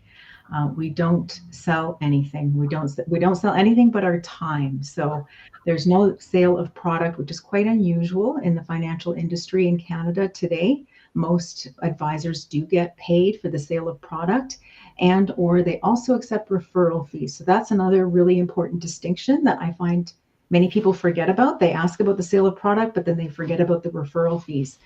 But that's kind of important too, right? Because if I'm making a recommendation to a particular professional, am I making that recommendation because I'm getting paid?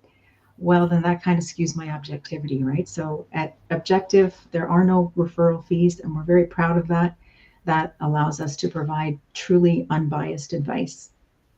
Okay, great. Thanks again to you both. Thanks to everyone who participated in the expert question and answer here at the Canadian Financial Summit. We'll be posting this on the membership site for everyone who purchased an All Access Pass. So thank you once again to Jason and Nanci, and I hope we'll see them again next year. Thanks so much, Con. Really appreciate it. Thank you.